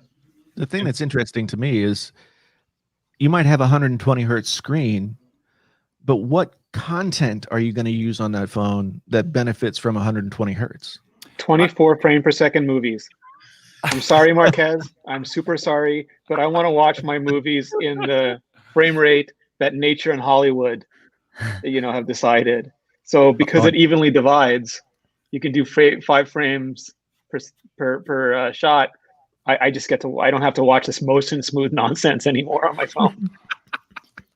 Yeah. I mean, there is that. I mean, if your cinema like experience really extends down to the 6.5 inch screen. If you hold it close enough, it's an 85 inch screen. Jason. That's true. That is true. Like if I can read with my glasses off as long as the phone is like on my nose. Same. It's interesting because when I was talking about this on Twitter a couple weeks ago, I made the point that, listen, if the feature is not mature yet, and if it compromises iPhone battery life, Apple is not going to include it. And everybody got all mad at me about this. I'm like, listen, that's just how Apple is.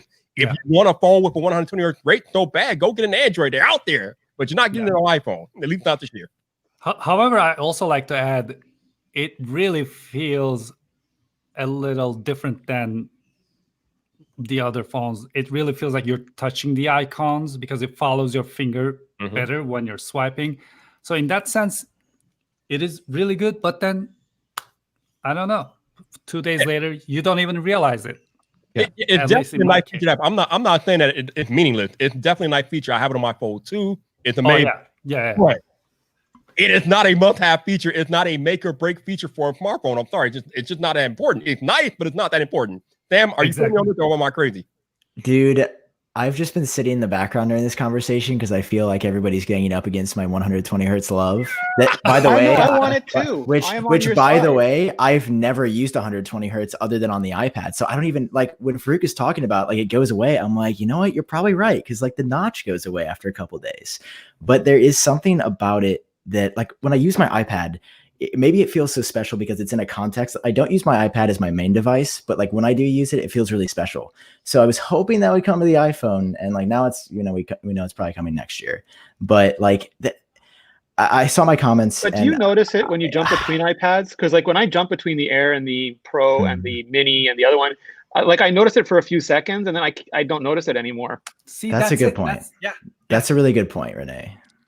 I agree with you guys. Yeah. I agree that it's really nice, but the lack of it is not a deal breaker at all. Yeah. I think there are some people like Lauren Brichter used to catch frame drops at a 60 frame per second iPhone. He'd be like, "Oh, they dropped a frame there." Like, how can you see that? And he's like, "I can see it." So I'm sure there's some people who's just like naturally they're more attuned to rapid motion, and they're like, it's like scraping my eyeballs using 60 frames per second. But then other people hate it. They're like, "Oh, the progressive dimming really bothers." Like, everyone has their own little pet peeves about display technology. I think the reason I wanted it so bad on the 12 Pros is because I still haven't seen, and of course the event could be different, maybe they surprise us, but like I still haven't seen that killer feature that would make the Pro phone worth it. Like really worth it to where it's like, okay. And it's like maybe 120 hertz isn't even that. Like maybe like you guys are saying, it's like, oh, it goes away. Is it capturing Dolby Vision? For me, that's gonna be, I don't know. Isn't that gonna be all my Cine camera doesn't capture Dolby Vision. Yeah. It's 8K, man. It's 8K. Capture that. I don't care about the K. Like once you get to 4K, it's enough K. I want depth at that point. Like I have enough pixels. I want 10-bit, 12-bit at that point. Yep. Yeah, I feel. Well, yeah, absolutely. But I mean, that would be fantastic, but not something that Apple could readily sell to like soccer moms. Yeah. You know what I mean? The pros aren't for soccer parents. The pros are for idiots like us who go, "Oh my God, Dolby Vision." Wow. It's 1 pixel better, guys. This is the future. Yeah. Extra G. There's an extra G and a GB. All right, we got to talk about the talked about this staggered release that is supposed to be coming this year. It's kind of nutty. So apparently, according to Digitime, which a lot of people are saying now that Digitime was correct, the iPhone 12 Max and the iPhone 12 Pro, the 6.1-inch models are going to be released first, and they're going to be released at the end of October. Then in November, the iPhone 12 Mini and the iPhone 12 Pro Max are going to be released in November, but they're going to be released in different weeks in November, which is Renee. Do we believe this, or does this seem feasible? It's 20. You just got to flow with the go. It doesn't make sense anymore. And because everything is virtual, like I'm sure if they had to bring, 1,000 people to Cupertino, it'd be a different story. But this is just everyone's sitting there waiting. No one's going to stores. It's fine. They can get the phones out that are ready and then handle this. I'm actually happy because there's nothing worse than having like 4 things dumped on you at once. Which video do you even make at that point? So the more, for just pure selfish reasons, stagger as much out as you can. No, I thought of that as well, and I was like, wait, this is actually going to be so great for my health. Yep. The problem is though, like, see that now that I think about it, that kind of blows my plan for just getting the Mini and the Max. Because then it'll be like launch week, and I'm like, well, I'm not getting him until next month. Sorry. Yeah. Andrew, you're absolutely right. Apple has done staggered releases in the past, but this is really staggered. We're talking about 3 different time periods for iPhone release this year. They did 2 releases for 2 phones, and then they did 2 releases for 3 phones. Now it's 3 releases for 4 phones. You're just scaling the release of phones. I guess so. It's just weird, but I mean, I guess it makes sense. I mean, you like Renee said, you got to put them out when you can put them out. I mean, yeah, I think it makes sense in a weird kind of Samsung way. Like Samsung always overcharges their most loyal customers for wanting their phones early and paying for it. So this is a way to like make the people who really want the iPhone right when it comes out. And that there's people who are just like, I got to have it. They're going to like, are they going to wait until the end of November to get their Max? No. The 8 because the 10 was going to be a couple months. Exactly. Exactly. So this is maybe this is brilliant marketing. I don't know. I mean, obviously these are all leaked, so we don't know if any of this is actually official until Tuesday afternoon or whatever. But I mean, we've been talking about this stuff all year that there is going to be a staggered release between the iPhone regulars and the iPhone Pros just because of how COVID has impacted manufacturing all across the world. So there's no surprise that these releases are going to be staggered. It's just that we're talking about 3 different release points for these new iPhones, which is kind of crazy. But I guess it is 2020, like Renee said. So you got to do what you got to do in the climate that we're in. And we get 3 streams of you on launch night, Vyyyper, instead of just 1. Oh man, I don't know, man. I'm only buying one. I'm not like the rest of you guys. I can only buy one, so I don't know. Yeah, I'm actively like, what can I sell around here so I can get more? Man. So there's this thing in your chest. It's called your soul. It's kind of sketchy, but I mean, just a thought. Sell that years ago. Yeah. I think it might have been returned though. Returned. Yeah. The return date hadn't passed yet, and the person I sold it to didn't want it anymore. So all right, that's what I get. That's what I get for taking so much stuff back to Best Buy, right? So Jason, Samsung offered you $1,000 to keep it. They have some stuff like that. Definitely. Hey, so Jason, let's talk about the luxury model of the AirPods Studio for a minute. Obviously, John Prosser he put out the render a month ago about the what we now know is the luxury end of the AirPods Studio. I don't really like how they look. They look kind of retro-ish, kind of like 1950s to me, but I mean, that's just my opinion. But the other thing that I don't like about them, Jason, is that they don't look like they're over-ear headphones. They look like they're on-ear headphones, and I absolutely hate on-ear headphones. Jason, what are your thoughts about the leaked render of AirPods Studio, the luxury render that we've seen so far? All right, let me look at them again. So let me see. Apple Insider has so they're showing one render. I've seen the render that John had. Let me see if I can pull it up. That's the luxury one. Yeah, the premium one. I complained about the on-ear aspect of it, and actually asked John about it, and he said that that's something from their render that maybe wasn't. I mean, it was one of their sort of like guesses. I don't see them making on-ear headphones that cost that much money. Just so this is John. Yeah, this is John's, and these look exactly like the Bowers and Wilkins PXs, I think, which are fantastic headphones. These look almost exactly like the headphones that Bowers and Wilkins has been putting out, and there are other companies that have done the same kind of rectangular design. I think they'll definitely be over the ear. I'm hoping that if it's that expensive, I'm hoping that there'll be, pads that can be replaced and a little bit more customizability. I don't know. There's going to have to be something Sounds special. like they're going to be changeable, right? Like they're magnetic and you can swap them out. So like if it's the World Cup, you can put Brasilia or Italia onto your headphones and just represent. But I mean, like, I know there are tons of gaming headsets where you can like switch out the backs to different things. I don't think Apple's going to go No that Fortnite direction. though. No Fortnite. No Fortnite AirPods. No, hopefully not. But no, I think that it'll be really interesting to see what it is that they're selling for that much money, because there are plenty of headphones out there, even wireless headphones, that don't approach that kind of price point, that are just about as good as you could possibly get in a wireless headphone right now. They'll be tungsten. They'll be amazing, but they'll weigh 30 pounds. So here's my thing about the AirPods Studio. I feel like these have the potential to be the best headphones out there for a couple of reasons. Reason number one is that we know with iOS 14, Apple has added the ability to hot swap between all your Apple devices. So no matter what device that you are doing stuff on, if you're wearing these AirPods Studio, if you listen to music on your iPhone, but then you switch over to the iPad, the AirPods Studio will switch right over to the iPhone. And obviously the AirPods Pro and AirPods do this as well. But when you have that type of functionality on a set of over-ear or on-ear headphones, it's like next level. Not to mention the addition of spatial audio. I see a lot of you guys have been chatting about it in the chat tonight. It's so good. Spatial audio is next level. It's literally game-changing.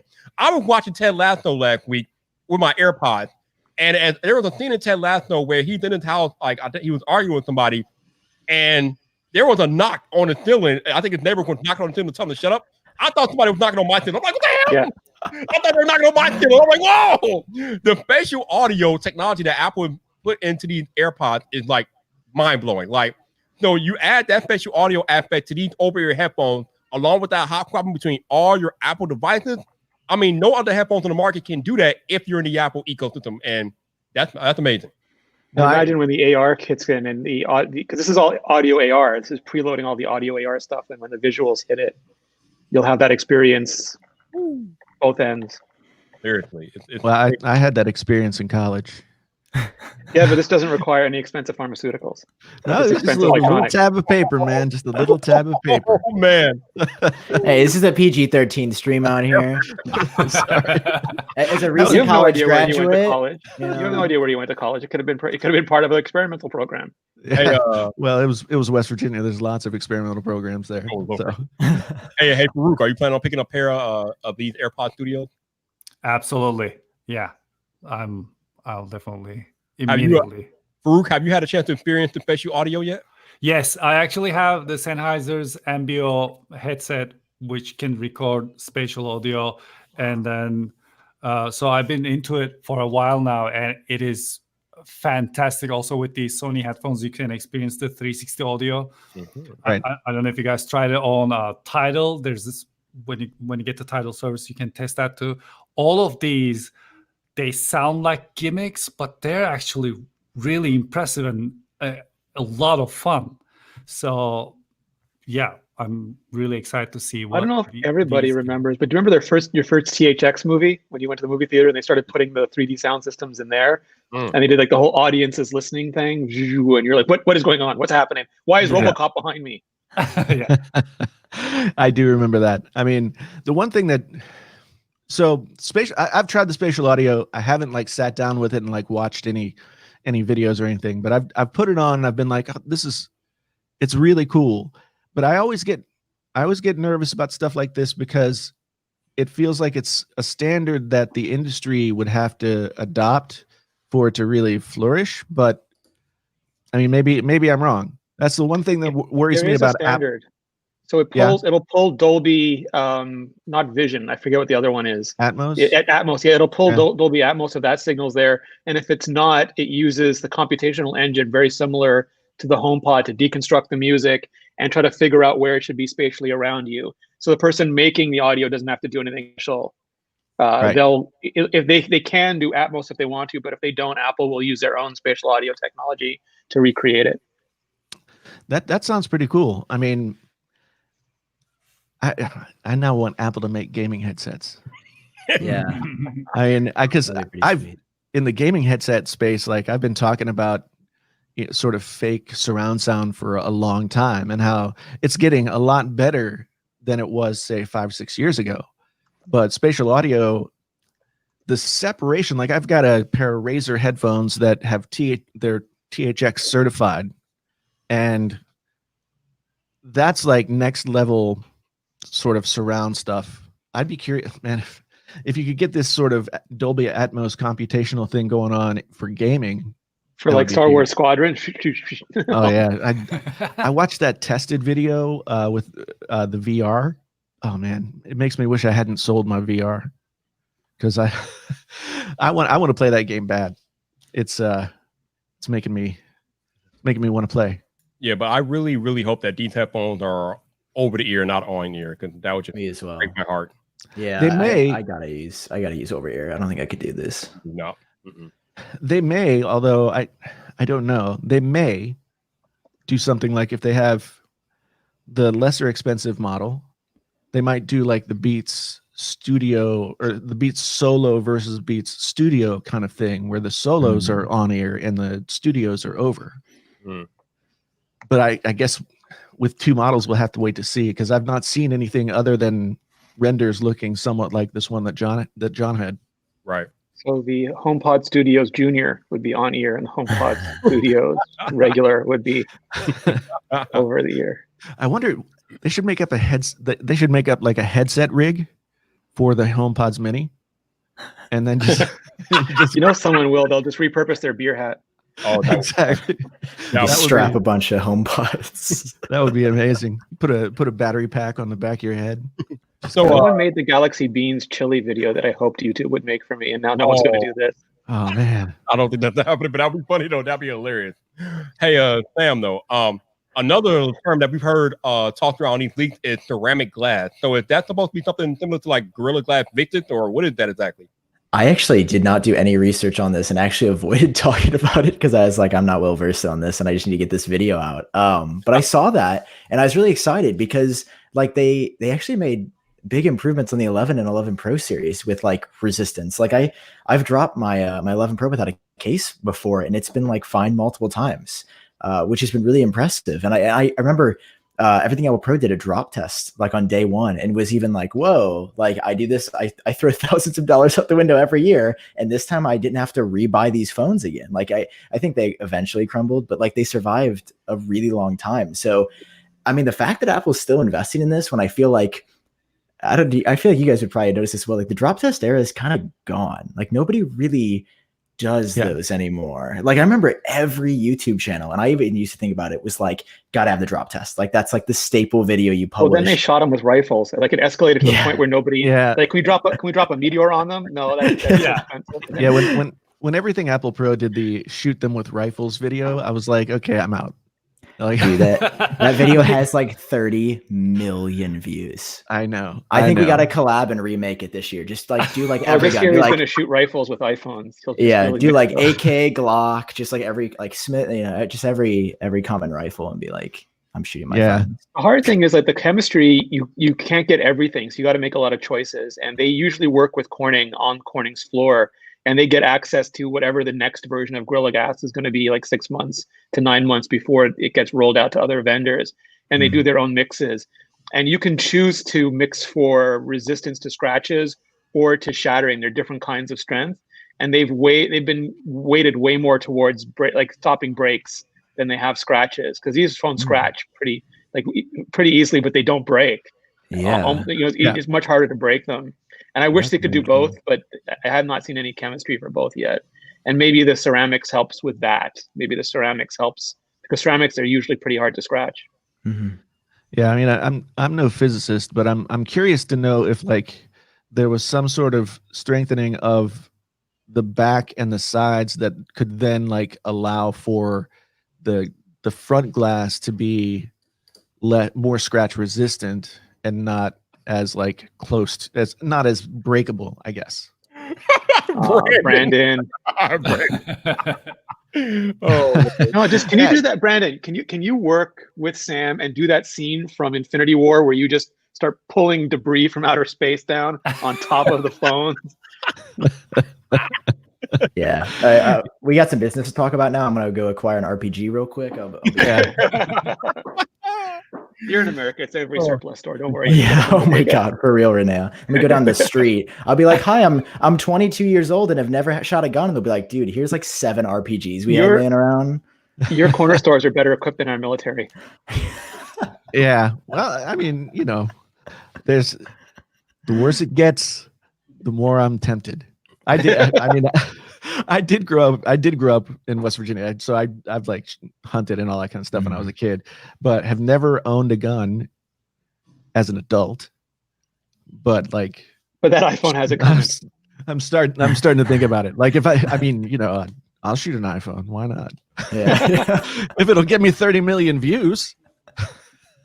It's all about the views, Brandon's right? It's killing all me about in the the chat. specs. So Renee, I know you have close contact at Apple. Can you talk to somebody, please, about moving the pre-order time back to where they were before, midnight Pacific, 2 a.m. Central, 3 a.m. Eastern, because this whole 5 o'clock Pacific thing is crap, Renee. Can we please go back to the old days? Seriously. Yeah, I mean that's high up on it. This is not Deidre's first. Last year was Deidre's first year with the pre-orders because Angela moved a lot of things around, and we'll see what happens this year. But I think they always try to optimize it just to keep the servers running. It's like this should be a solved problem by now. Like put it on Foursquare. I don't know what you need to do at this point. Put it on Foursquare. Wow. So let's switch gears a little bit. Renee, me and you made a video about a month or so ago about how Apple blocked Microsoft from having Project xCloud on iOS because they didn't live up to their rules and things like that. Come to find out, I think it was yesterday, the news broke that Project xCloud is going to eventually end up on iOS via browser, via Safari. Not sure why Microsoft didn't go that route to begin with, but here we are. I still like. I don't think Apple is malicious here. Like a lot of people like they're protecting Apple Arcade, and it's such a different business. Like they have Apple Music and Spotify and Tidal, and they have Apple TV Plus and Netflix and Disney Plus. I really think Apple just doesn't understand this yet. And Apple's a very human company. If there's one executive who's like, no, this like they ruined the Apple TV originally. The original Apple TV with apps was supposed to have all these gaming studios. And at the last minute, they're like, no, you have to use on-demand resources and you have to use our controller. And the studios are like, okay, then we'll wait. That's fine. Well, and they totally scuttled that because they didn't get it that the important thing was having the studios, not having their controllers and their resources implemented. And I think this is the same thing. People keep going, no, it's not going to work. Eventually, this will work. Like it's not technologically any different than streaming Netflix or streaming Disney Plus. But I think there's someone at Apple who's just like, no, these are apps, not content. And therefore, we need to be able to index them. They have to have store entries. They have to have blah, blah. They have to have all these things. And they just can't see beyond that. And I'm really hoping like the web thing will be interesting. Amazon looks like they're already canceling titles before they even launch the service, which is always great. But I think it'll be interesting, and it'll be certainly a way to get Safari's capabilities enhanced, which is great. It's like we spent 11 years to get back to the suite solution. I can't even believe that. But I think Apple just has to bite the bullet eventually and say, we want Game Pass, we want PlayStation, we want Stadia, we want all of this. Yeah, Andrew seems to agree with you. He says it's nothing to do with Apple Arcade, and Apple doesn't understand the bigger game industry. I think it was a few days ago. About a week or two ago, where Apple began to kind of lax on some of their cloud gaming rules and things like that. So I think at some point they are going to allow more cloud gaming on iOS, even if they might even make their own cloud gaming service at some point too. They should. It's so much better for people. Yeah. Yes, I agree. I mean, I still want some kind of parity between, I mean, I know this is like the old argument, Mac versus PC with gaming. I want there to be some kind of way that we could have a kind of parity where you could own, without running boot camp, have a Mac and play AAA titles and play at a high level and not have to basically at this point, if I want to play PC games, I have to have a PC as well. Yeah, it's a problem. Like there's just nothing on a Mac. Like it's just still uncomparable, which is like shocking. And streaming services would fix that like in an instant. I'm still really nervous about like the short-term viability of streaming services. I think in like 5 years, when 5G is like matured and that kind of thing, I think that it'll be more viable. But I just don't think that there's enough bandwidth for people to wholesale adopt streaming games. I mean, I've tried it with like NVIDIA's streaming service. The possibilities are huge. I mean, if you like could Netflix, like no one thought it was going to work until it did. Yeah. But right now I think it's the bandwidth problem. I think everybody's going to have like gigabit internet and reliability. A lot of people still have real dodgy home connections. Yeah, I know I know in other countries, internet service is more standardized and more treated like a, I guess like a utility. It's a solved problem. Like utility, yeah. Where here in the U.S., of course, we have to like shoot it out, right? So there's just a lot of holes in the U.S. bandwidth net. Like people who live anywhere 5 miles outside of any major, like, or even like smaller urban area have almost no options still. Yeah. That's why Canadians cling to your border for warmth, internet, and television. Yes. Well, most of your population is to the south. So, So that's only Windsor. So there was some news, I think it was today or yesterday, that Apple is going to begin using its retail stores as distribution centers to make deliveries easier for their customers. I'm more curious, Sam, to get your thoughts. I made a whole video dedicated to the idea that Apple will not allow for these iPhone lines this year because of COVID. So do you think that they will limit iPhone 12 orders and things like that to be delivery only, or do you think there are going to be Apple stores that are going to allow people to come in and pick them up? Because I think that would be kind of a wrong message to give in our current climate. What do you think how Apple will handle it, Sam? Yeah, that's actually a really good question. I haven't really thought about that in depth, but I mean, you can't really have like a line outside the Apple store this year. I mean, that wasn't even something that crossed my mind. The Apple's like reopening rollout is really interesting. Like in a lot of areas, they've done just like, hey, we're open, but like we're going to check your temp. You got to wear a mask, and you have to basically like fill out this thing that says you don't have symptoms, which like I think is a pretty good way to vet. Yes, people could like inaccurately self-report, but I feel like generally people are going to tell the truth, and like I think the temperature is like a really good method. But I'm amazed. Like I live in St. Louis, and we have 2 Apple stores in St. Louis, and both have been closed for months.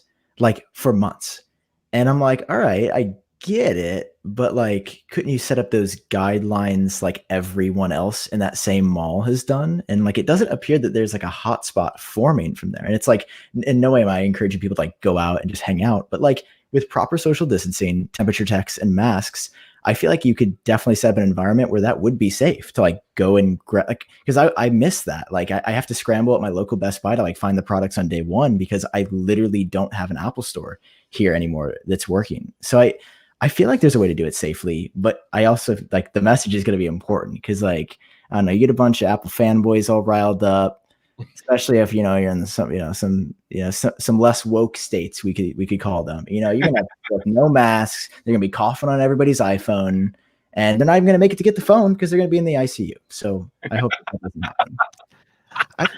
The interesting thing is like, I think Apple's retail business doesn't have the same goals as like a JCPenney or a Best Buy.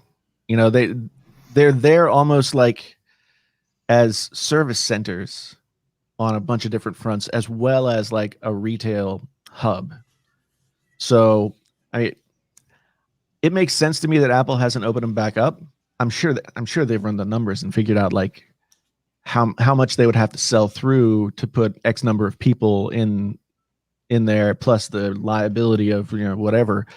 I mean, I live in Iowa. There's one Apple store in Iowa, and it's 2.5 hours away. Oh, So yeah, I mean, I remember seeing some coverage last year of a few different YouTubers who were, they made appointments to go pick up their iPhones from the Apple store, and they walked up. There was no line. They had, they just said, I have an appointment for 10:15 to pick up my iPhone, whatever. And they were in and out of the store, and it looked like a normal business day in some of these like major metropolitan areas. It was pretty incredible. Yeah. Farouk, what are your thoughts? Do you think Apple is going to allow for in-store pickup for iPhone this year? Well, when it comes to Apple, it only takes one mistake to be in the news. Yep. So I feel like they're going to be extra careful. But that appointment system is very true. I live in Los Angeles, and here normally we see really long lines, and it made it look like as if no one was buying iPhones. It was so nicely spread out, and you go and you just wait for maybe 10 minutes, and then you're in the store, you get your iPhone and go up. Maybe they will spread it out even more, but it is really a huge gamble when it comes to Apple, because as I said before, it just takes one incident and then it's all over the news. Yep. Renee, I can't talk. Renee, what are your thoughts on this? Yeah, no, I totally agree. Apple is so good at monitoring COVID that I think, I know Zach Hall from 9 to 5 joked about this, but or maybe it was Joe Rosenell from Mac Rumors, but people should just follow them. Like, just local governments, see what the Apple Store is doing, and when they shut down, you shut down. When they open back up, you open back up, because they're monitoring this on a global scale. Like they're not screwing around. They're not like waiting. No, it's up to the mayors. No, it's up to the governors. We said mayors. Yeah. No, it's up to the federal government. They're like, oh, it's bad, we're shutting down. Oh, it's better, we're opening up. And I'm taking my cue from them. So I believe our stores are shut down again. I don't know about it. I think a lot of stores are open, but I think they're being very cautious. And I think that behooves them, and they'll just do orders, and they'll put it at some wacky times. Of Vyyyper super salty, like it'll be worse time than last year or something, and we'll just have to order as much as possible. But in other countries that have their acts together way better than us, it'll just be business as usual. Yeah, it's. I'm nervous because ordering the phone, it's always kind of like, well, am I going to get it in the morning when I sometimes get packages, or am I going to get it at like 8 o'clock at night when I sometimes get packages? Especially now when they're like, you'll get it maybe, or 2 weeks later we'll tell you we lost it, whatever. Yeah. I'm nervous for different reasons, because I'm nervous because everybody in the world is not like our boy Sam here. Y'all know what Sam just did? Did y'all catch that? He coughed into his arm. That's the proper way to cough, especially during a damn global pandemic. But a lot of people don't have the etiquette that Sam has, and they cough it all over there. I'm going like that 102-year-old lady who was voting. I'm going in a hazmat suit. That's for sure, like full on Chernobyl style hazmat suit. I don't trust people, man. I don't trust them. No, neither do I. Yeah, the problem with the world is people. Yeah, everything would be fine if there were no people. What I really want to see, though, is I want some Midwestern Apple store to open up, and then for there to be like a Karen incident at the Apple store. That would be amazing, though. Think about it. That would be amazing. That would be amazing. That would make headline world news for sure. Yo, shout out to Brandon for the $19.99. Thank you, man. I appreciate you, man. No, thank you, nice. Gentlemen, for joining me tonight. I think I asked them all last minute. This wasn't planned. I was just figuring, I'm talking about Apple. I'll see if some people want to join, and they were gracious enough to join me. So here we are. Can you imagine with like the polite Apple Store concierge dealing with a raid boss Karen? It would be. We're sorry, ma'am. Take that to the Microsoft store down the street. It's closed. Exactly. No, Renee. Apple employees are trained not to engage at all. So it would probably be in a police call. They were just like back off because they're trained not to even mess with that stuff. That's why it doesn't happen at donut and coffee shops, because they know better. There's like 18 sheriffs in there at any given time. All right. It's just not going to put up with that. Unless you're Kanye, and then you can get up on the table and be like, Apple's an extension of Yeezy. And I just really am feeling Apple today. I would like. They'll tase I them. wish I could have They'll been tase there. them. They won't know. Like- they're just That was incredible. He just like got up on the app. I'm like, maybe I should do this. Will I go viral too? Just like random Apple YouTuber gets up on table. It's like, this is an extension of Apple Track. This is my company.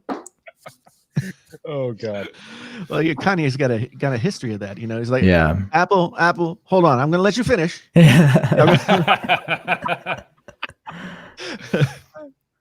Well, Oh, they arrested man. the guy coming out of the fashion store who was vice president of the fashion store. I mean, like, there's no, you're going down. Yeah. Yeah.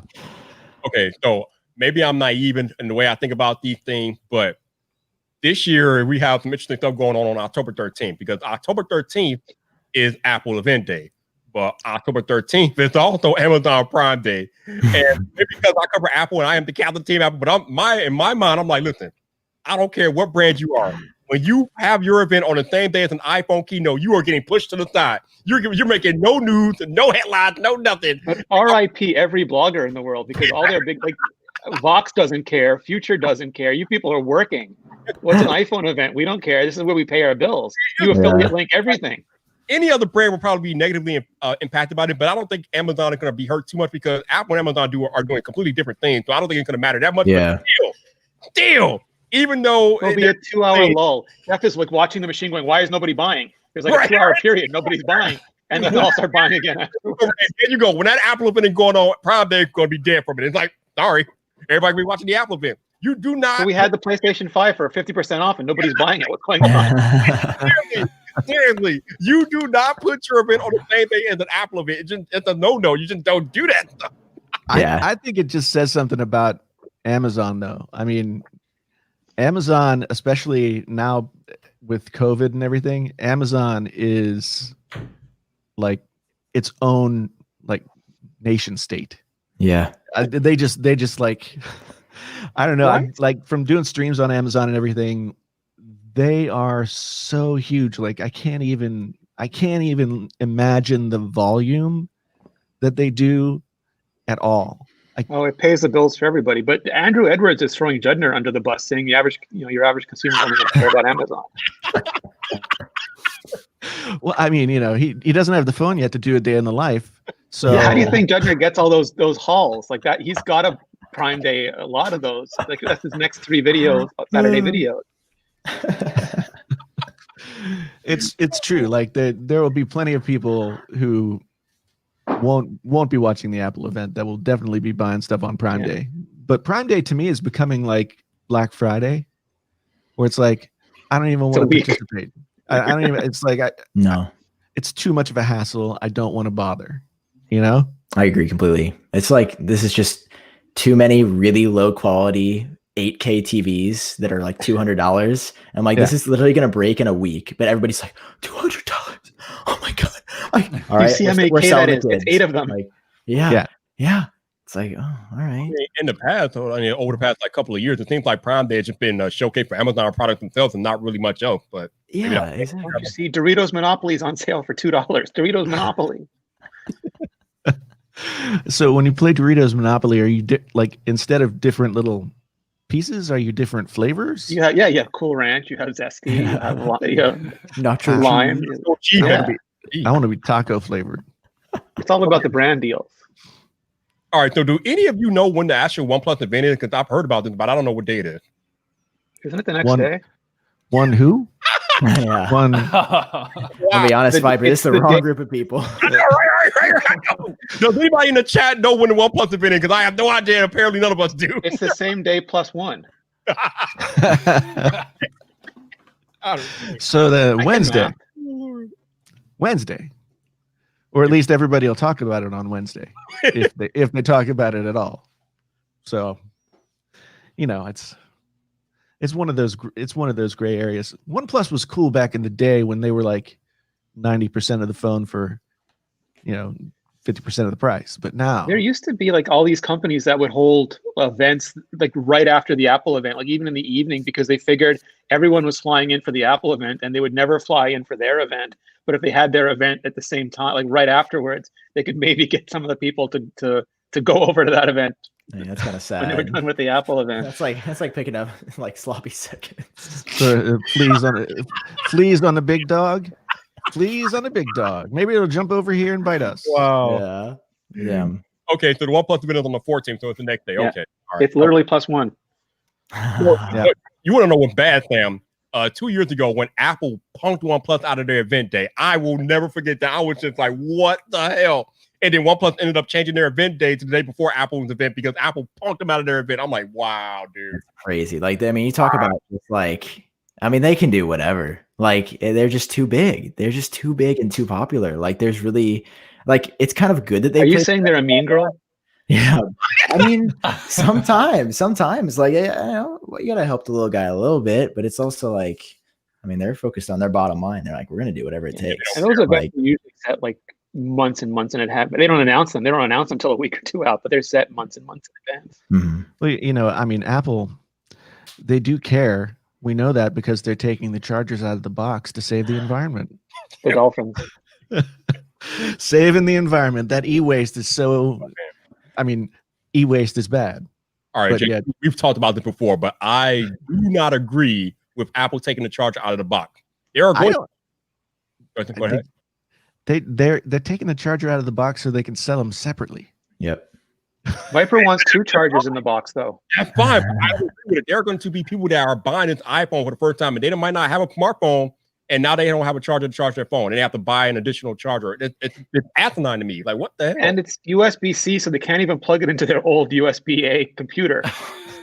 Yeah, it's like they're Apple customers, so they got to have a dongle to plug their Lightning thing into their MacBook. Does No, anybody it'll else work on the look? MacBook now. See, that's the thing is everyone in tech complained that the iPhone didn't have the same plug as the MacBook, not realizing that 90% of iPhone customers have old PCs, not MacBooks. That's like Right. only a tech thing. And now Apple's finally listening. The worst thing a company can ever do is listen. So they're finally listening, and they're switching to USB-C cable. And now 90% of people are going to buy it and try to shove it into their USB-A port because there's no AC adapter. And they're like, Mildred! No, Andrew. Apple taking the charger out of the box is no big deal for me or you because we have chargers, but for the average person who might not have a charger, it's kind of a big deal. Every other phone on planet Earth comes with a charger in the box. Not out of the iPhone. No. Farouk, how are you feeling about this? I mean, you probably don't care because you probably have 1,000 chargers, but am I crazy about this, Farouk, or am I making sense here? What are you thinking about this? So my theory is, while you're buying the phone at the checkout, if it says, you know, if it gives you the option, if it's included in there, you want a charger, then what's the big deal? But if you're buying the phone without, because we know what's included because we're very interested, but regular customer will not know. And if they go home, they open up the phone and there's no charger in it, I think that's a problem. Yeah. But I really, really don't care about the lack of charger and the headphones. Here's the thing I'll say though, as the father of a 16-year-old girl, I don't know how many 5-watt Apple chargers I had at one time, but now I have none. and I think I had probably like 10 sets of like in-box headphones. Now I have none. So there are going to be a lot of families that are going to be like, this was my shot to get another charger after son or daughter lost it. And I now wasn't going to tell her about it. I was going to keep this one. there's going to be a lot of kids too who are like, oh, dad's getting a new phone. Maybe I can get his charger. And no dice. I got the Apple Watch 3 and there was no charger in the box for the Apple Watch 3, just the cable. You used it for one day, and now it's been dead for a week. You have no idea what to do. Actually, I got it for my wife. So, you know. Sam, how do you feel about this? I mean, I'm probably asking the wrong group of people, but I'm gonna ask you all anyway. Sam, how do you feel about this?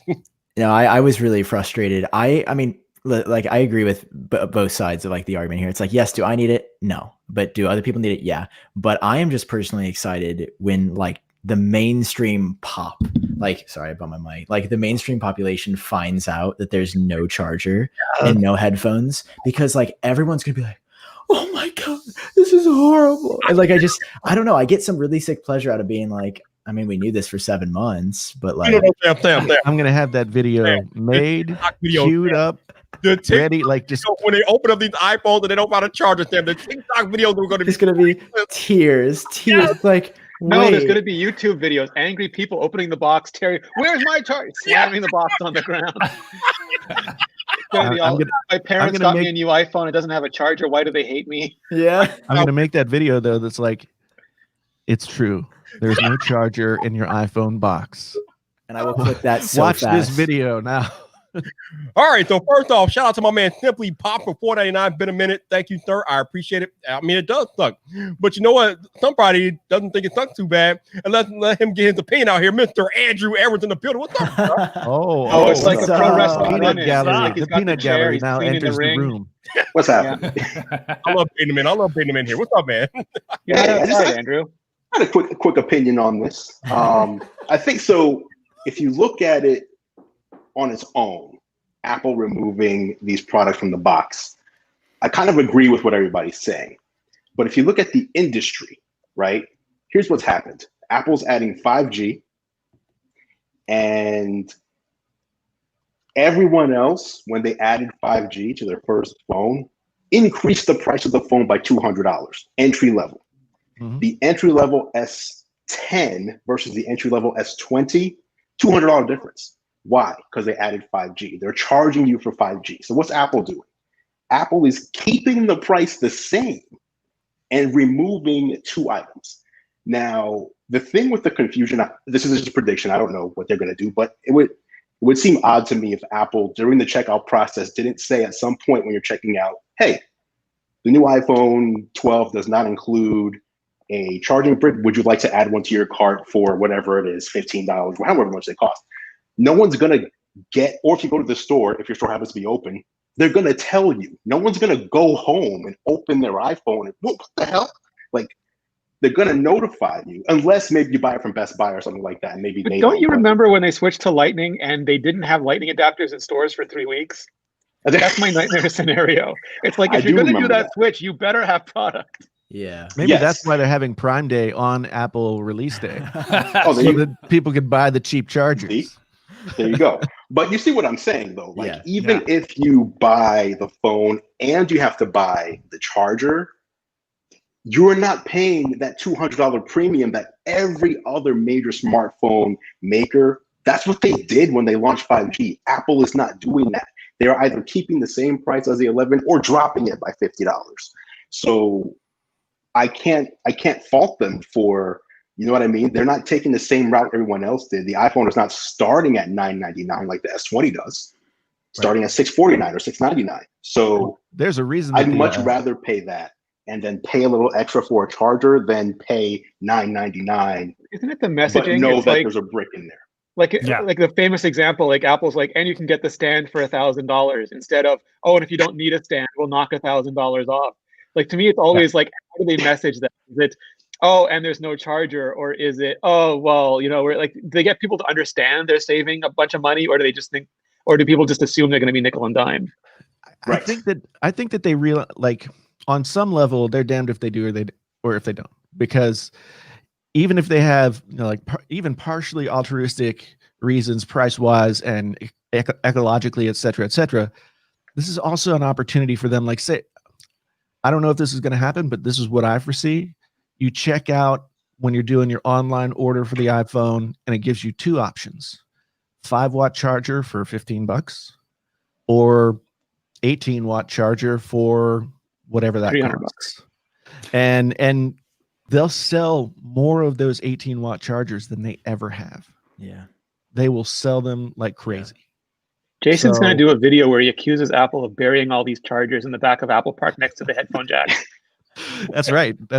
I mean, I'm still not over the headphone jack, so I can't get, it's hard to Buy a get mad Sony. about this. It's hard to get mad about this, but at the same time, I don't know why the headphone jack, which is, as people tell me, not an integral part of the phone.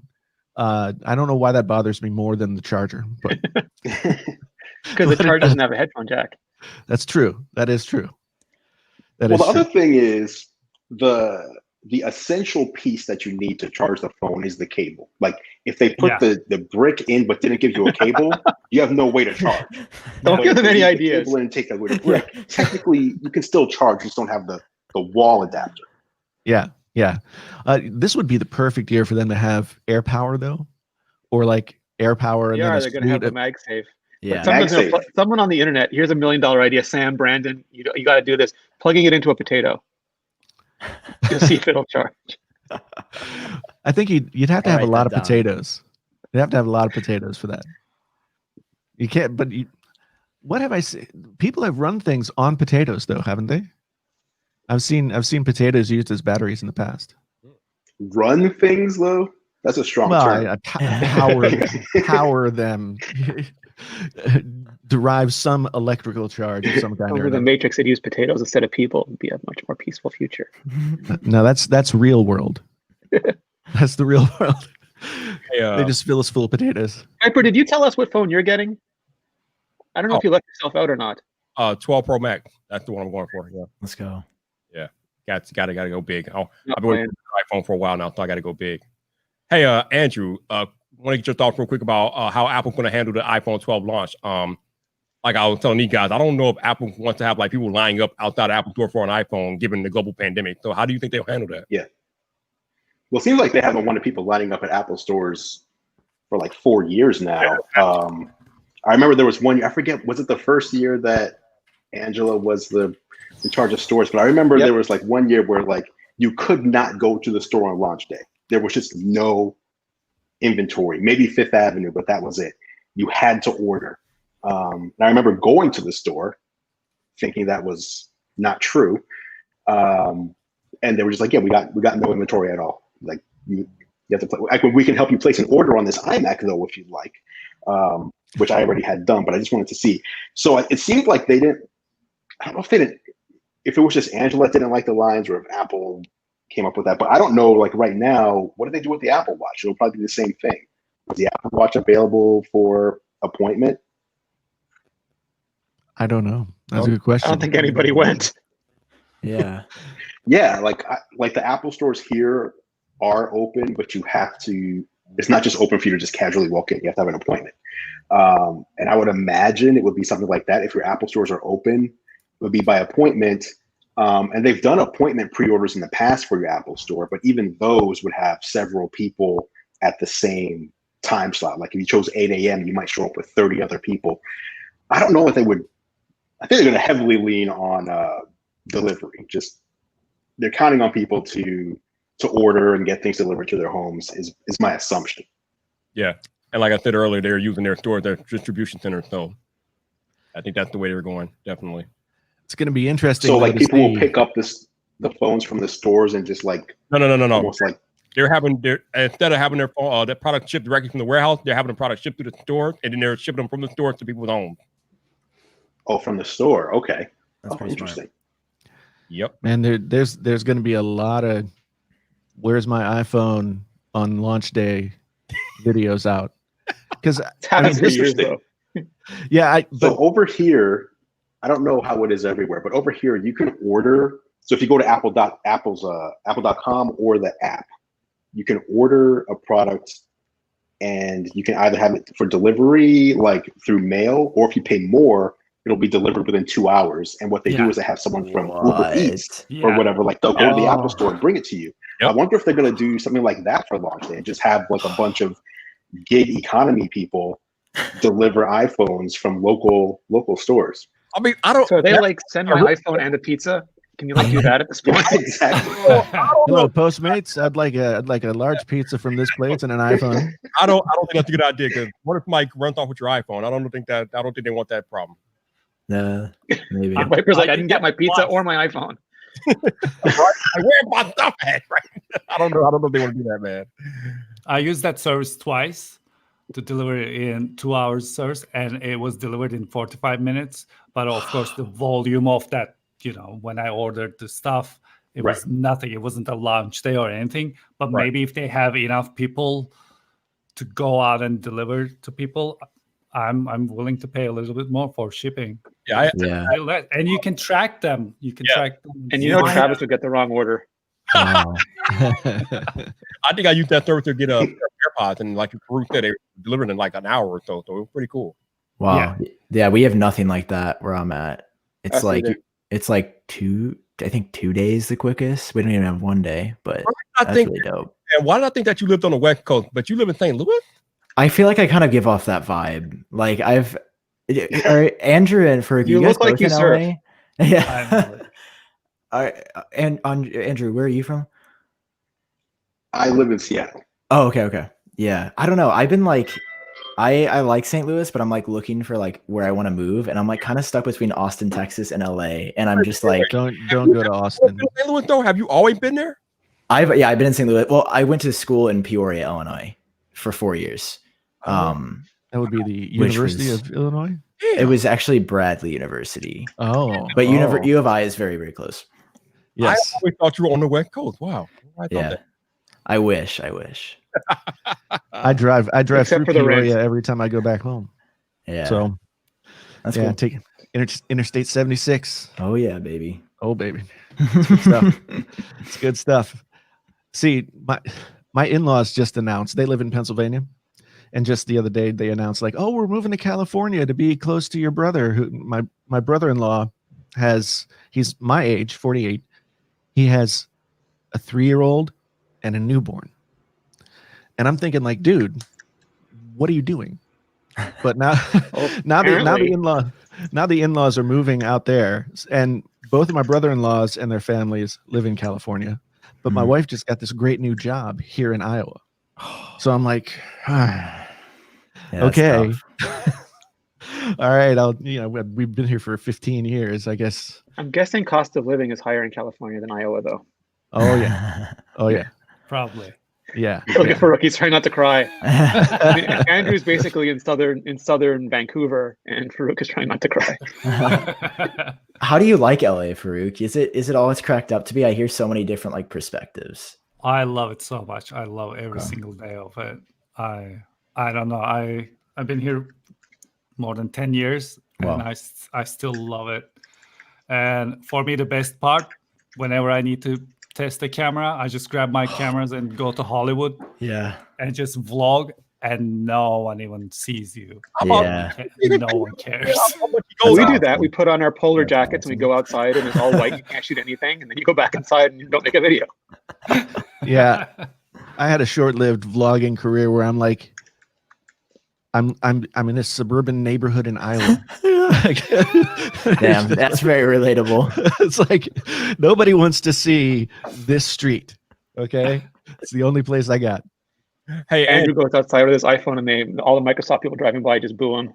Hey, Andrew, I saw you made a comment earlier about you were hoping that having a Project xCloud on iOS via Safari to mess up Safari. What did you mean by that? Well, so what I'm curious about is, this is all like, I don't know, conspiracy theory-ish, but if Apple really doesn't want Game Pass streaming or any game streaming on iOS, they can easily mess with Safari. They can take things out of Safari or basically if they wanted to, they could make Safari not work as well for that specific use case. Mm-hmm. So that's where I was like, oh, is Apple going to take the stance of, oh, like we've always said, and no one has ever taken us seriously when we said it, but if you can't get into the App Store, you can always build for the web on Safari, and anybody can use that. They've said that so many times, and we always kind of laugh at them like that's ridiculous. People want to be in the store. Will they, now that they're seeing people take them up on it, major companies take them up on it, will they improve Safari to make it even better for those types of applications? Will they just leave it alone, or will it start out fine and then get progressively worse? I don't know, but I'm hoping that it's where they just continue to make Safari more and more desktop class, and then it's up to the developers to just code towards that. Mm-hmm. Interesting. Very interesting. I think they'll worry about the EU and the DOJ. I think the alternate app store has always been Safari for them, and that's been their lever to remove pressure. And if any company can show that they're messing with Safari to stop development. I think especially the EU will start browser battling them as fast as they can. What Dude, if you don't mess with Safari, but if you compared macOS Safari to, let's just say, iPad OS Safari, and saw that there were a couple of technologies, because I don't know what they would be, but there were a couple of technologies on the desktop that we could really use on iOS that Apple could implement, but just doesn't. Or can you imagine if they're like, oh, yeah, we're deprecating WebGL because now we have WebMetal. Sorry, but you got to redo all your code just for Safari. And then Amazon and Microsoft are staring at them like, WebMetal? Man. Really? We had Murder Hornets and now WebMetal? Really? 2020, what are you doing? 2020 doesn't know what it's doing at all. No. Not at all. I had a thought. Oh, Renee, are we going to have a third Apple event this year? Seems to be what the rumors are pointing toward. Yeah, I mean, I'm Sounds pretty like sure it. it'll be an event because I think they're going to want to show off like the unique characteristics of the Apple Silicon version of Big Sur, what it can do on the Apple Silicon machine. And they've gotten pretty good at these events now. And the first event was an hour. I don't imagine this event will be any longer than an hour. So you add an hour-long Apple Silicon event in November, and I think that'll round us out for the year. Wow, free event. What's going to I'm happen? wondering how they're going to go with that. Like, you can't switch chip platforms and just have a product that is as good or a little bit better or a little bit worse than what you're replacing. It has to be major. I'm curious what route they're going to go. Like more power, same battery, way more battery, similar power, something else. I don't know. I think they're going to go unique. Like, I think the big story with A14 is like you have a bunch of people on Twitter going, "Oh, it's only like this percent," but they're doing a lot of proprietary, unique IP on those. Like they have a much bigger transistor budget because 5 nanometers gives them 1.8 times the transistors, and they're not using all of it. So immediately they're getting a huge efficiency boost, and they're not putting all of those into CPUs or GPUs either. They're putting them into custom blocks. And I don't think we'll get this immediately, but my fantasy is like you get a MacBook Pro that has ASICs like Afterburner that just makes it like one of their goals. Because the goal of the Silicon team before was to run iOS faster than anything on the planet. And I think the new goal is going to be Final Cut is going to run faster than anything on this planet. Logic Pro is going to run faster than anything on this planet. And we're building that from the Silicon with like Afterburner accelerators, ProRes accelerators, audio accelerators, basically anything you want to run fast. We've made special silicon blocks that's just gonna AV1 accelerators, anything that you could possibly want, they'll build it into the silicon. It's going to be 4K webcams. And then Intel, but then Intel and AMD can't do that, right? Because they're a silicon vendor. They have to support everything that every single one of their OEMs want supported. Go ahead, Jason. Right. It's going to be interesting because, I mean, this is the first time in a long time that like Mac hardware, like internal hardware, is going to be different than the other computing products out there. And I think there's been this mindset about Macs since they went to Intel that Macs were good at being Macs, but they suffer when compared to the power of a PC, right? I think now there could be a huge leap forward in terms of power, speed, et cetera, for Macs. If you can take what they're able to do with the A series chips in the phones and the iPads and then extrapolate that out to what it could do on a desktop or a laptop, it might start the whole game over, in my opinion, because it hasn't been as interesting since they went to Intel, but I think this has the opportunity for it to be really interesting.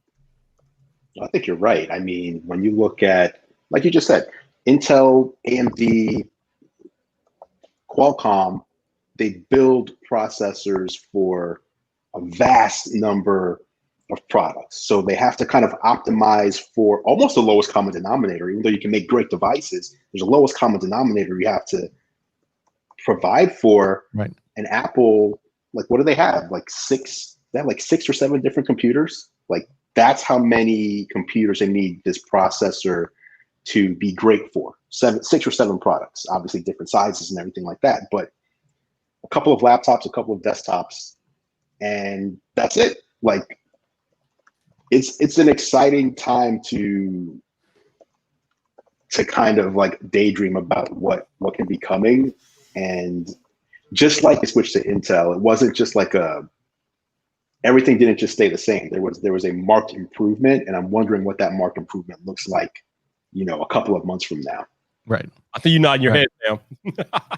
Yeah, I'm really excited for it as well. I mean, I feel like everybody, like Andrew was saying, is like we have like these like fever dreams about like what it could mean for the future. And I mean, I'm excited. I'm like kind of disappointed that we're hearing the first one is going to be like a MacBook, just like a new version of the MacBook, or even a MacBook Pro, like 13-inch. Because I get it, like they're going to start slow and then build up. But I want like a 16-inch MacBook Pro, or like the silicon bezel-less iMac. Like I feel like that's what's like really going to get people excited. Like the first Mac would be like, oh, it's like really good. And then it'll be like, okay, now we're actually going to see like crazy stuff. I think I was talking to Andrew Mark Davis on a podcast earlier this weekend about the value proposition. Before, when you take like $2,000 and you think about how much you can get with that for a MacBook, as opposed to how much you can get with that for a PC, the better value proposition was always the PC. You could always get much more with your money for a PC with that $2,000 than a MacBook. Now I'm wondering, with Apple transitioning to Apple Silicon, can they kind of level up that value proposition? Will it now be more feasible to maybe take that $2,000 and get a similarly spec'd out MacBook with Apple Silicon, as opposed to having a PC that's better for the money with the $2,000 now that Apple's using their own chipset? So I'm interested in I think it's different though. Like I think before, like if you spec'd out a PC exactly like a Mac, they'd be roughly the same price. The big difference is Apple would never make would only make the ultra premium version. Like with Dell, right, you could get that $3,000 laptop, but also a $300 laptop. And Apple's like, nope, 3,000 is your only choice. Mm-hmm. And what my hope is here is I don't think that part will change, but I hope they do like they did with the iPad, where the next year they push the technology down to a lower price. And then the third year, they push it down to an even lower price. So now you can get an iPad for $300. You can also get one for $800, but you can get one for $300. And that's my hope, is that because they won't have to worry about the way Intel prices chips anymore, and their chips are exclusive, they don't have to worry with people going, oh, you're using 8th gen, they're using 10th gen. How many gens different is that? It'll be just like this. This is the MacBook Pro, and this is the MacBook 8th generation for $300. Ooh, I'm glad that you're here, Andrew. So you're the business I can't talk. You're the business savvy guy on the panel here, Andrew, that I know of. So can you please explain to me and the rest of the people watching, listening, what it means that Apple has a perpetual license with ARM? Because we know that NVIDIA just brought ARM, and people are wondering how that's going to affect Apple, if at all. It's not, but it's not because of the perpetual license that Apple has with ARM. Yeah, so I mean, I don't know the details of the license, but the perpetual license term just means they have signed a deal that gives them the ability to use that instruction set in perpetuity. So as long as they want to. There could be some hiccups, I don't know. So for example, if NVIDIA's purchase goes through and they release, let's say, a next gen totally new instruction set or something like that, maybe Apple doesn't have a license for that one. Maybe they only have a license for the one that they use now going to the future. Maybe they have a license that says any future versions we can also use. It just means that Apple, their business for the foreseeable future doesn't change regardless of who, whether ARM stays on its own or is acquired by another company or a competitor or whoever it might be. It's just a simple license. I don't know why. I don't see why it would be an issue at any point, because especially Apple still designs their own processors, and Renee could even talk more about that than I can, but they make their own processors. They're not buying the processors from ARM, which I believe they did for a couple of years. The first 3 iPhones, I believe. And then they switched over to making their own, just using the instruction set, but they're still designing and building their own. So with that being the case, that no one can like price gouge them, for example. Like, I'm not saying Samsung is price gouging, but it's not like, hey, we need these displays from Samsung and they can raise the price because they're OLED. It's not like that's going to happen with the chips. Apple designs and builds their own chips using, knowledge and technology that they license, but not hardware. Can you imagine like that scene from Straight Outta Compton when Ice Cube finds out that NWA is dissing him and he just shakes his head. He's like, all right. Apple finds out that NVIDIA wants to cut off their license and they're like, all right. And then you see an announcement. Apple announces Swift ISA, their own instruction set coming to the next generation of Apple chips. Nice. I was thinking about what Sam was saying about how, I think all of us are feeling like, oh man, if it's just like a 13-inch MacBook, that's going to kind of be a bummer or whatever, if the first model is that. But it makes sense to me from a business standpoint because Apple sells, look, the iPad or the MacBook Air has been their most successful laptop, right? And so that's the form factor that they sell well. That's the form factor that sits in the price point that most people are comfortable with. And I think as like a jumping off point, it doesn't have to perform like crazy, because it's not a professional machine, quote unquote. I think people are going to, if it works out the way that it looks like it's going to work out, I think people are going to see a 13-inch laptop that runs cool, runs fast with huge battery life. And that's just going to, that changes like the Ultrabook game right there. So that's actually a good point. Like, I think a lot of people are looking at it as if you're starting with an Air, you're not jumping all in.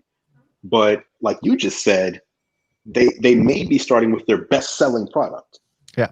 So that kind of is like, how much more all in can we be if we're starting with one computer and we're starting with the one we sell the most of? Right. Yeah. To me, it makes a lot of sense, even though it's not as exciting to me as somebody who, is a quote unquote power user, wants to have, the iMac Pro Silicon, or whatever is going to come in that form factor.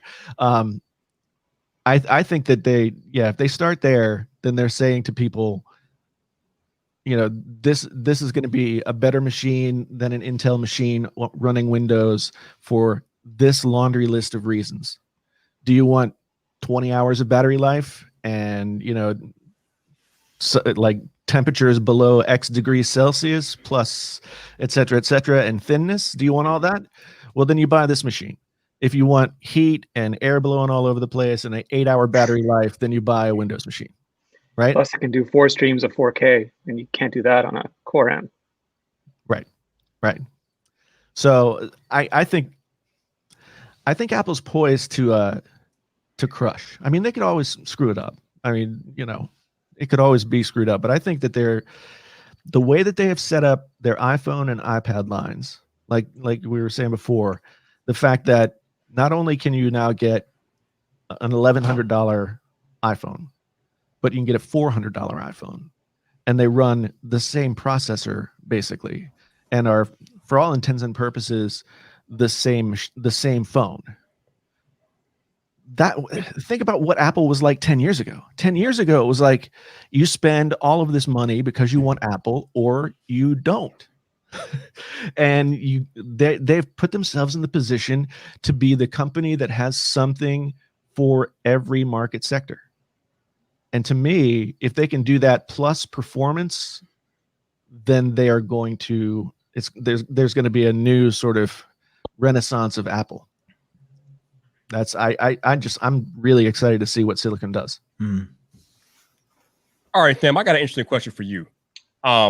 We know that over the past few years, companies have beaten Apple to the punch with new technologies in their mobile devices and things like that. Mm-hmm. But we also know that it doesn't really gain traction in the mainstream until Apple adopts that technology. Now, there seems to be some thought, Sam, this year that Apple adding 5G to iPhone will allow 5G to gain more traction. I'm not so sure about that because that's kind of out of Apple's hands. That's kind of more on the carriers and how they build out their network. What are your thoughts on iPhone getting 5G? Do you think that will allow 5G to gain more traction, Sam? Or how do you feel about this exactly? I have never touched 5G. All I know is that it's gonna kill my family and probably give me COVID-19. So personally, I steer clear from that kind of stuff. It's just not my deal. No, Yes. I've never. Now we can touched- tell you live in the Midwest. Yeah, I've never touched 5G, and I want to, and I'm actually really excited. But I feel like you, I have a lot of concerns. First of all, that carriers are going to try really hard. These carriers typically are very slow to change, and I really am skeptical, especially like I think you were saying earlier, like once you leave downtown Chicago, like you don't get 5G. It's just gone. And like I remember I was there like before the pandemic, like in January. I remember I saw my first like 5G tower. I'm like, whoa, look, that's 5G. And the person I was with was like, cool. Okay. Like, because it was 9 months before the iPhone gets it. So it's like, I think the iPhone will probably do something to push the needle. Like it almost has to do something to push the needle. Right. But I don't know. Like, if I touch it and I'm like, whoa, this is like craziest thing ever, then I guess I could see it, but I just haven't had that firsthand experience. And there's so much like, I just feel like there's so many roadblocks for it already. Which carrier are you on, Sam? I have Verizon. Okay, so and I've had very extremely horribly negative experiences with them, and I need to switch. The funny thing is, I first saw Sam on YouTube because of a video of him complaining about Verizon. Yep, yeah. No, they lied to my face multiple times. There's a store in Peoria, Illinois, that actually like for a period of time was like knowingly selling phones to like elderly people that like weren't aware. And like I actually had evidence at one point that they were like really just like literally taking advantage of an elderly population. And I mean, carriers are crazy. Like my cousin has told me a story when he had worked at AT&T that his manager knowingly sold a phone to a person with a disability that would not have allowed them to make that mental choice to buy a phone, but sold it to them because he knew it would make the cut for the month. So it's like, there's like horrendous things. And I've thought about like doing sort of a carrier exposed video because there's like a lot of like dark sides to these three big players, especially in the US now, and obviously elsewhere. But like, I don't know, like I just hear things and I'm just like disheartened and very concerned. Like it breaks my heart to hear that like these carriers do anything just to like sell a new phone to somebody. So it's like 5G phones to people who don't have 5G anywhere in there. Exactly. I was upset about that on Twitter today. If you like look at the that's right, Andrew. I remember the tweet. Yeah. If you look at like commercials now, like the AT&T has a new commercial out where they brought back Lily and she's pushing out the giant 5G sign. And the guy's outside and he said, shouldn't you be making a bigger deal about it? Is it faster? She's like, yeah, it's faster. You want me to make a bigger deal? It's like, but you won't be able to use it for the next 2 years to 3 years. Yeah. I think that there are going to be people at carrier stores. They're going to be sales associates at carrier stores who say, well, this has got the 5G. So, I mean, we might not have it here right now, but it's coming and you're going to want it when it gets here. So with an iPhone, I'm not as bummed out about selling a 5G iPhone to somebody, because an iPhone has a potential shelf life in terms of how it's going to be upgraded and updated for longer than an Android phone by quite a bit. Well, you have no choice. I mean, all the phones are going to be 5G, and even in the US, Apple's going to have millimeter wave on those phones, which just means you're getting it whether you need it or want it or not. Right, Mm-hmm. right. Yo, shout out to the poet for the $5 super chat. He says Apple will bring more awareness to 5G and fell a lot of tinfoil conspiracy. Probably, but I want to go back to Andrew's tweet today about 5G. Andrew made the point that it's up to us as tech content creators to make our audiences more aware of the impact of 5G in their smartphone buying decisions. I have been telling people for the past 2 years now that you should not buy a phone because of 5G. Obviously, like Sam mentioned earlier, I'm in Chicago. Verizon love to tout their millimeter wave 5G, but unless you live in downtown Chicago, it's worthless. There's no coverage. I know T-Mobile just touted that they have nationwide sub-6 5G and things like that, and that might be a little better, but still, even right now, even with all these 5G networks in existence, you still should not go out and buy a phone solely for the fact that it has 5G. And it kind of disgusts me that Verizon is charging a premium for millimeter wave 5G phones when most people can't even use the technology. Like, what are you doing? Like, how does that work? But Right. go ahead, Yeah, Andrew. you know, but that part, I don't like it either that Verizon's doing that. But corporations are going to market their products, right? Mm-hmm. My problem is when, I don't know what we call each other, my peers who do what I do, go to a 5G literal spot and stand there and do a speed test and post it on Twitter or Instagram.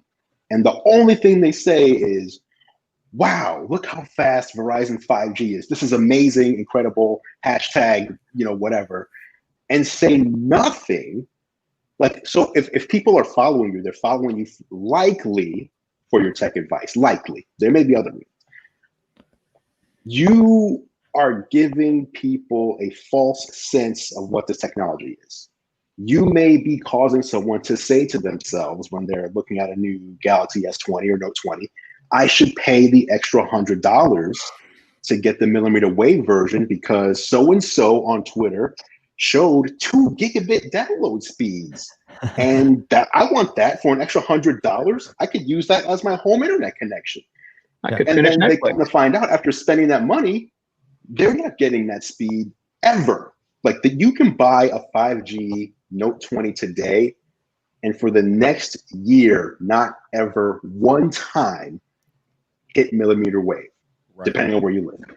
So that's really my main issue. Right. I've had the V50 now for 2 years. It's on a millimeter wave station. Just like live right underneath it. That's how you solve that problem. Not to mention the fact about millimeter wave technology specifically, you're not getting anything inside. It doesn't go inside the buildings at all, so it can't even penetrate at all. So good luck doing that. They're going to sell you an extra antenna for inside, though. Remember, they're going to sell you a millimeter wave hotspot for inside your house, so you can pay even more money to get the connection. We got Greg at T-Mobile 5G in his area. It's lower than AT&T 4G. So I mean, it's not there. It's not there at all. I do have a little anecdote of my expectation. Well, number one, I've had a couple of carriers send me DMs just saying, hey, we'll have some news coming soon. Which reminds me of the iPhone 5 launch. I was at the time, an AT&T customer. And in the Seattle area, AT&T not only hadn't launched LTE, so iPhone 5 was the first one to support LTE. Mm-hmm. They hadn't even announced a date for when LTE would be coming to the Seattle area.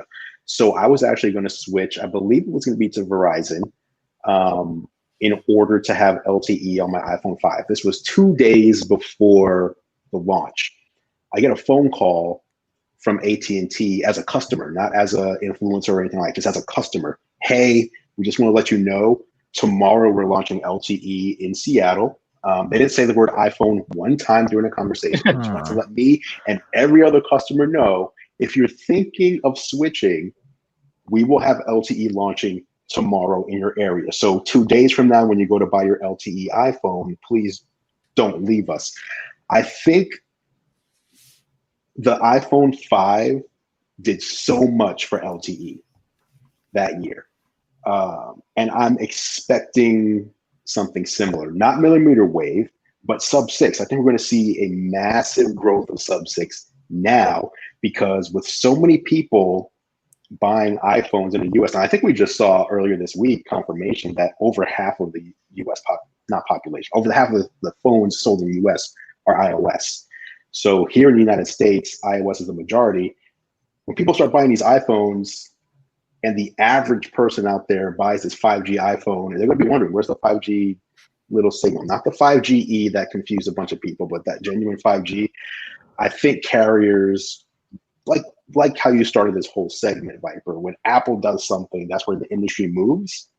And I think in this case, similar to LTE, there was a Motorola Droid. There was a couple of other Android devices that were LTE a year before. Yep. But once the iPhone 5 was announced, that's when all the carriers went into like hyperdrive, trying to get their networks ready for launch. And I think we might see something similar. Okay. It goes both ways too, because you can't launch with, like, they will beg Apple not to launch before the network is solid, because it'll just take down the network. So like all the pundits last year with their articles going, Apple's doomed for not having 5G on the phone. It's like, no, there's no way the carriers can support an iPhone launch on 5G in this year. Like, there's not even a question. I really hope you're right, Andrew, because I would love to see 5G gain more traction. But I mean, we've been doing it for almost 2 years now, for more than 2 years, and it's just not going anywhere fast. But hopefully, with the introduction of the iPhone 12 with 5G, hopefully we get somewhere finally. I wonder if this is where Verizon finally announces their sub-6 5G network. Yeah. It seems like they've been building it up in the shadows. Yep. T-Mobile and my N41 will be a big deal because that's mid-band and that's up to a gigabit in speed, and it's also not constrained the way millimeter wave is. So as more and more of the mid-band rolls out, I think people will appreciate it more. So Farouk, I know you're out there in LA. Have you touched 5G at all? And I know we got the poet in the chat. He's been all over that 5G in LA. Not at all. I've been making a lot of fun of it. Nothing. I've seen nothing. It only says it on the box of my phone. That's the only thing I see. That's it. It's a good way to put it. Area, man. Oh wow. Hey, I gotta jump out. All right. Good seeing you, Andrew. My wife's telling me it's dinner time. Good to Okay. see you, man. Enjoy dinner. Hey, man. Thanks. Nice, Later, nice man. to meet you. They didn't only did it on the box. No, nothing. We have nothing. Wow. Well, what carrier are you on? I'm on AT&T. Okay. That might explain a little bit. All right, gotcha. Okay. It seems like to me anyway, AT&T have been the slowest with their 5G rollout. I mean, they've pretty much been non-existent. I mean, I know they have it, but they haven't really done much advertisement of it at all. They have 5GE. What do they care? 5G, right? Fake 5G. I've heard more about AT&T fake 5G than their real 5G, for real. For real, dude. It's horrible. What is happening here? We don't need 5G. We'll just write the name on the phone. The thing is, like, I mean, this is to me in some ways worse than like jonesing for 120 hertz, because there's an infrastructure issue here, like worldwide infrastructure issue that precludes the ability for a lot of these companies to have 5G service, period, in the majority of places. And yet 5G is like the buzzword selling point for manufacturers and carriers this year. And I don't anticipate, I live in a mid-sized college town in the Midwest. I don't anticipate seeing 5G here for a year, 18 months, maybe 2 years from now.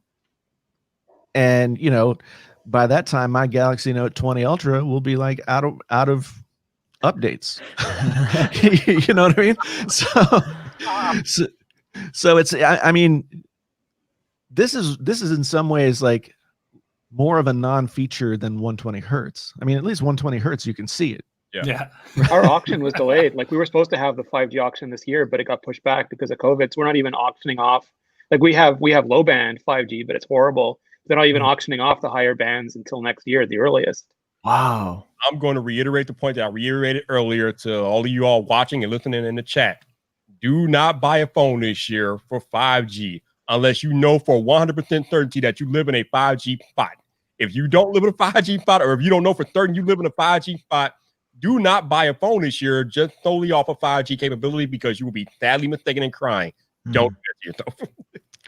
I look forward to the moment when 5G replaces like fiber and all kinds of other stuff, and like we only have to pay the one bill. Like, Well, the hilarious thing is they're going to use millimeter wave as backhaul for sub-6. So like a lot of the mid and low band antennas will have 5G antennas instead of fiber. So they'll have millimeter wave antennas instead of fiber behind them. So we'll see how that works out. Yeah. I mean, I've seen influencers out there with their speed tests showing like the crazy speeds. I wanted to say when Andrew was on, I was like, it would be great if those people would show like that shot, but then show them like across the street. Like Mr. Mobile does. He always does that. That's the best. Yeah, exactly. With a 10K TV, really, that's when you're going to get it, no doubt. Now, I've been guilty of posting 5G feeds on Twitter and things like that. I've done that before, but I've also told you guys, don't buy any phone for 5G either. Yeah. Just don't do that. There's got to be context there as well. Yeah.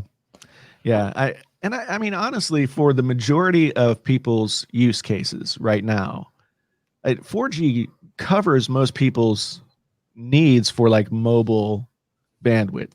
Am I wrong? I mean, No, a lot of people didn't have access. So like LTE is great if you have it, but the good thing about 5G is that it ramps up from 20 megahertz to 100 megahertz, so you have much better bandwidth, you have much bigger capacity, much bigger reliability. So a lot of people in suburban and rural areas just get really, really bad LTE. right. And even if they never get millimeter wave, as long as they get good, like the higher low bands and the mid bands, it's like my former colleague Daniel Bader says, it'll finally deliver LTE to the masses.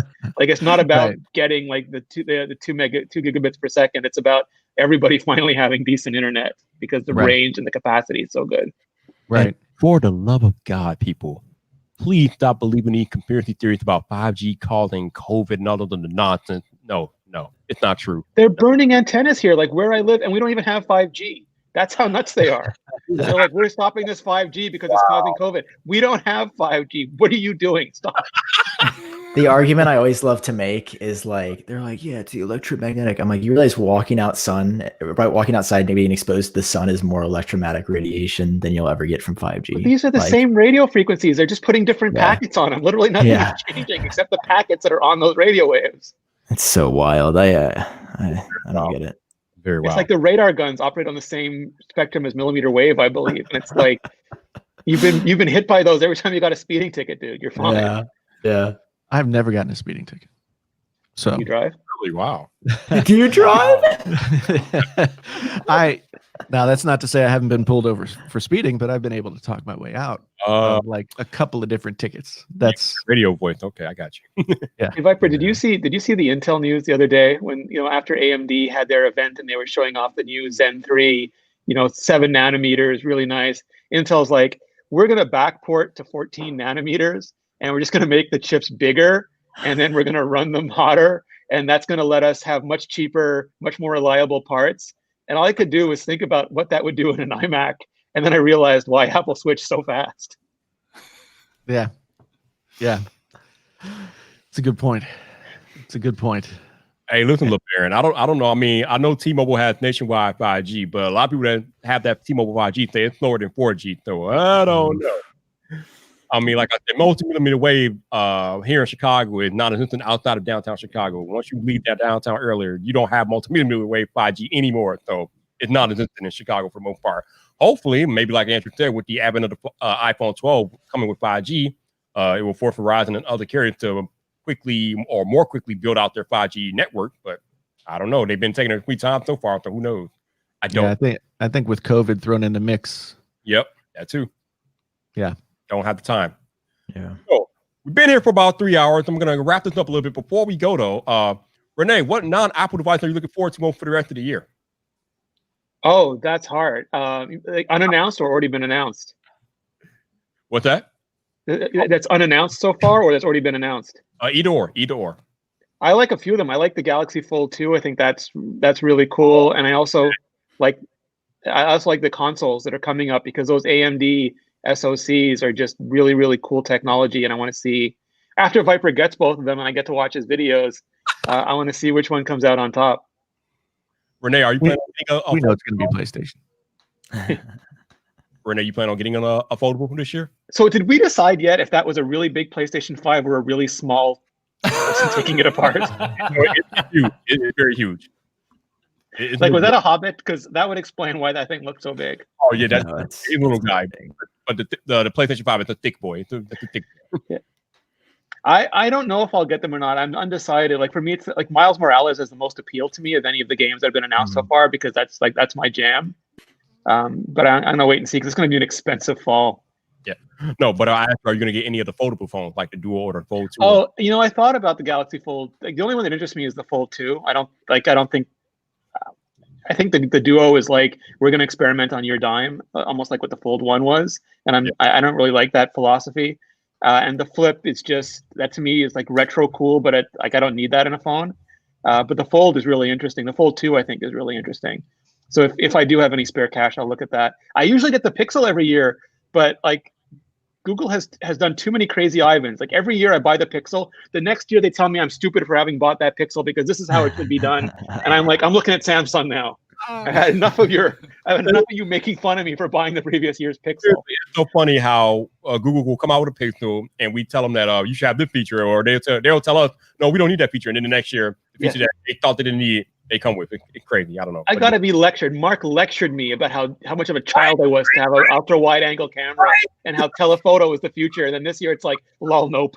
Where'd it go? It's not there anymore. Where'd it go? That's probably why he left. He's like, you're doing what? I'm out of here. Yeah, probably. Yep. Yeah. I mean, remember when they trolled about the headphone jack and then took it away the next year? Yep. Oh yeah. So here's the thing: they have no opinion. Like, you can like or dislike Apple, or like or dislike Samsung, or even like almost every company, but they have strong opinions about the phones they want to make. And Google's like, bathtub notch, nope. Hole punch, nope. Forehead, nope. We don't need any OIS. Okay, we got OIS. We don't need any wide angle. Okay, we got wide angle. We got Project Soli. No project. It's like, I don't know what you're making anymore, and I'm so confused. I'm gonna buy a Samsung.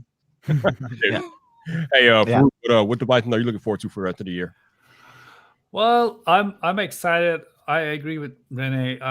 The Fold 2 just looks so beautiful. I mean, I think they absolutely nailed it this time.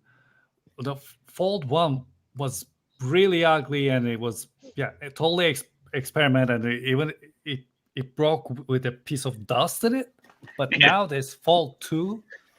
Also, the Fold 1 had that extruded notch, not just a notch. It was extruded. The pirate patch, right? Yeah. It was so weird. And I don't know, this Fold 2 looks interesting. I'm also excited to see what OnePlus has. I have one of their phones, and it's pretty good. So I can peek. Do it, Vyyyper. Do it. Oh, you want to see it? All right, you know what? We're gonna do it. With the Fold 2, you can open and close. Hey, open and close. Hey, open and close. I'm watching innovation at its finest. What? I think we need to have a little refresher on what innovation the word means. It's not innovate, it's innovate. Yes. Yeah. Is definitely my favorite device of the year, no doubt about it. Damn, what non-Apple device are you looking forward to most for the rest of the year?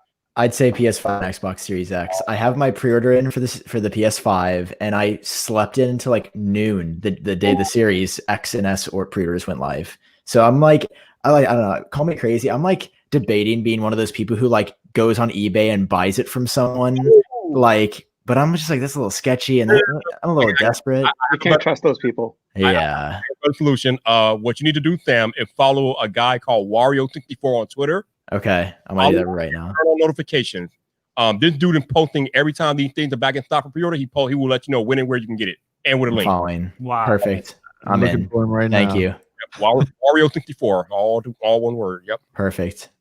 By the way, is it Thank you for true that if you get the digital version, yeah, you cannot install the games that we have on our CDs? I cannot get it. I cannot download them digitally. Oh. No. I have to buy them again. Yes. Whoa, I didn't think about that. Yep. So I bought the digital version, and Oh, that's stupid. Sell That's it really to Sam on stupid. eBay. Yeah. Yeah. I'll be looking for your name, Farouk. Mr. Painfully on in tech. What tech are you looking forward to non-Apple for the rest of the year?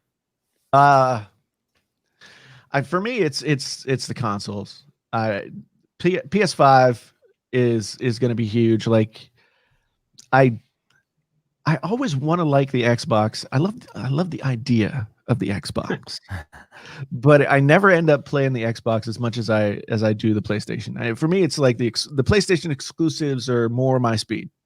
So I'm looking forward to the 5 for sure. And I was gonna pre-order, and then I was like, I don't want to get involved in any of that stress. So I'll probably do what I did when the PlayStation 4 came out, and I just like went to my local Best Buy at 7 o'clock at night or something, and there were like 20 people in line, and they had 21 PS4s. So I was like, yes. That is not going to work with your dude. If you didn't pre-order, you're not getting one on launch day. I have faith. I have faith. Yeah, that's a lot of faith. Damn, I cannot add you on PSN. Can you please fix it? Fix it. Apparently, I'm not accepting friend requests. I feel like I probably turned that off like 7 years ago when I started my YouTube channel, and I was like, I don't want any of my subscribers to find me. So I'll enable it. We'll be friends. I mean, I don't know. Vyyper's had me on his stream. He wants to be my PSN friend. Like, this just moving really fast. I don't know. It's that kind of commitment, man. He can jump into your chats at any time. You know, like that's always the most uncomfortable. Like that guy that wake up singing "Open and Close." Yay! I think for me personally, like I think like you guys been saying, I'm looking forward to the PS5 and the Xbox for the rest of the year. Pixel 5 will be here tomorrow, so I'm looking forward to finally get my hands on that and see what that's about. That should be pretty good. But yeah, PlayStation and Xbox. The thing about the Xbox and the PlayStation 5 to me though, it seems like Xbox is handling backward compatibility a lot better than PlayStation. I know Sony just announced earlier today that you're going to get the full, almost the full PS4 library being backward compatible. But like Farouk just mentioned, if you have a PlayStation disc and you brought the PlayStation digital version, good luck. You got to rebuy the game, I guess, and that kind of sucks.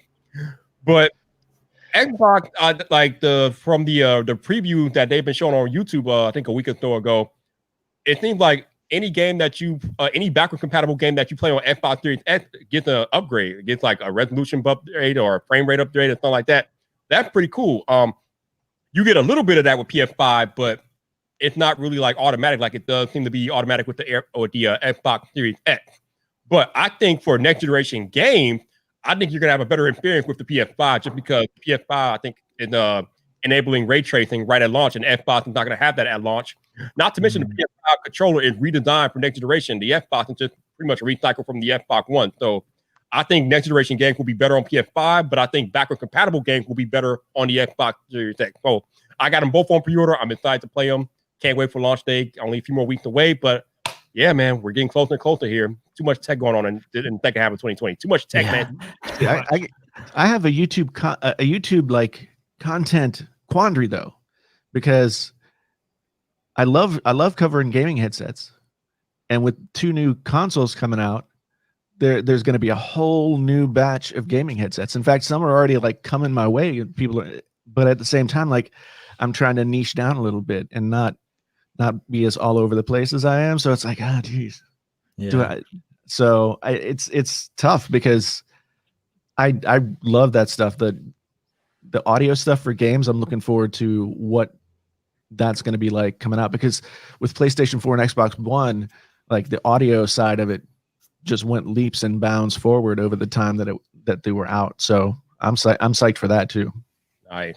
Hey, Simply Popped, if you haven't, if I don't know if I added you on PSN, but if I haven't or whatever, DM me your PSN ID, unless you want to tweet it to me. Or either way, it works for me, man. But yeah, I think that's going to be it for the live stream. Thank you to all of you guys for watching. I think somebody had mentioned earlier that for most of the stream, we've had over 50 people watching. So thank you guys for tuning in. Nice. I hope you all that super chatted and donated. Thank you for doing that. I appreciate you guys. Also, big thank you to Andrew Edwards, Renee Ritchie, Farouk, Sam, and Jason for joining me. Appreciate you, gentlemen. Thank you. Thanks for having us. It was pretty cool. Yeah. Like I said, I asked all of them pretty much at the last minute, and they were all like pretty cool to jump in. I know sometimes you guys, we get busy and creators and we don't have the time, but appreciate you guys making the time for me tonight, though. Thank you. Yeah, man, it's good. It was a lot of fun. When am I going to be live again? Actually, I am probably going to be live again on Tuesday, because obviously Tuesday is the Apple event. Now, I haven't been live on an Apple event day in over like I think 2 years. I tried to live stream an Apple event on YouTube and got just smacked down real quick by Apple because they don't do that. Yeah. Well, I'm going to do this. I'm going to do a live stream. I'm actually going to do a live reaction, but I'm not going to be playing the Apple stream on my stream. Yeah. I'm going to watch it on another device, and I'm going to live react that way. So if you guys want to come and join me in for that, I think all of us are probably going to be doing that, because that's normally PhD podcast that night too. Oh, we're bringing it back. Okay, all right. Yeah, I needed a couple of weeks break, you know. All right, well, I'll be there then. I'll be there. All right. Go. But yeah, I'll be live on Tuesday afternoon, or actually Tuesday morning, before the Apple event, and I'll be live during the Apple event, and then that'll be it. But thank you guys for joining me. Thank you guys for watching. Have a good weekend, and I will see you guys again on Tuesday morning. But until the next time, people, this your boy Vyyyper, the man about tech. You know where to find me. So come back for more.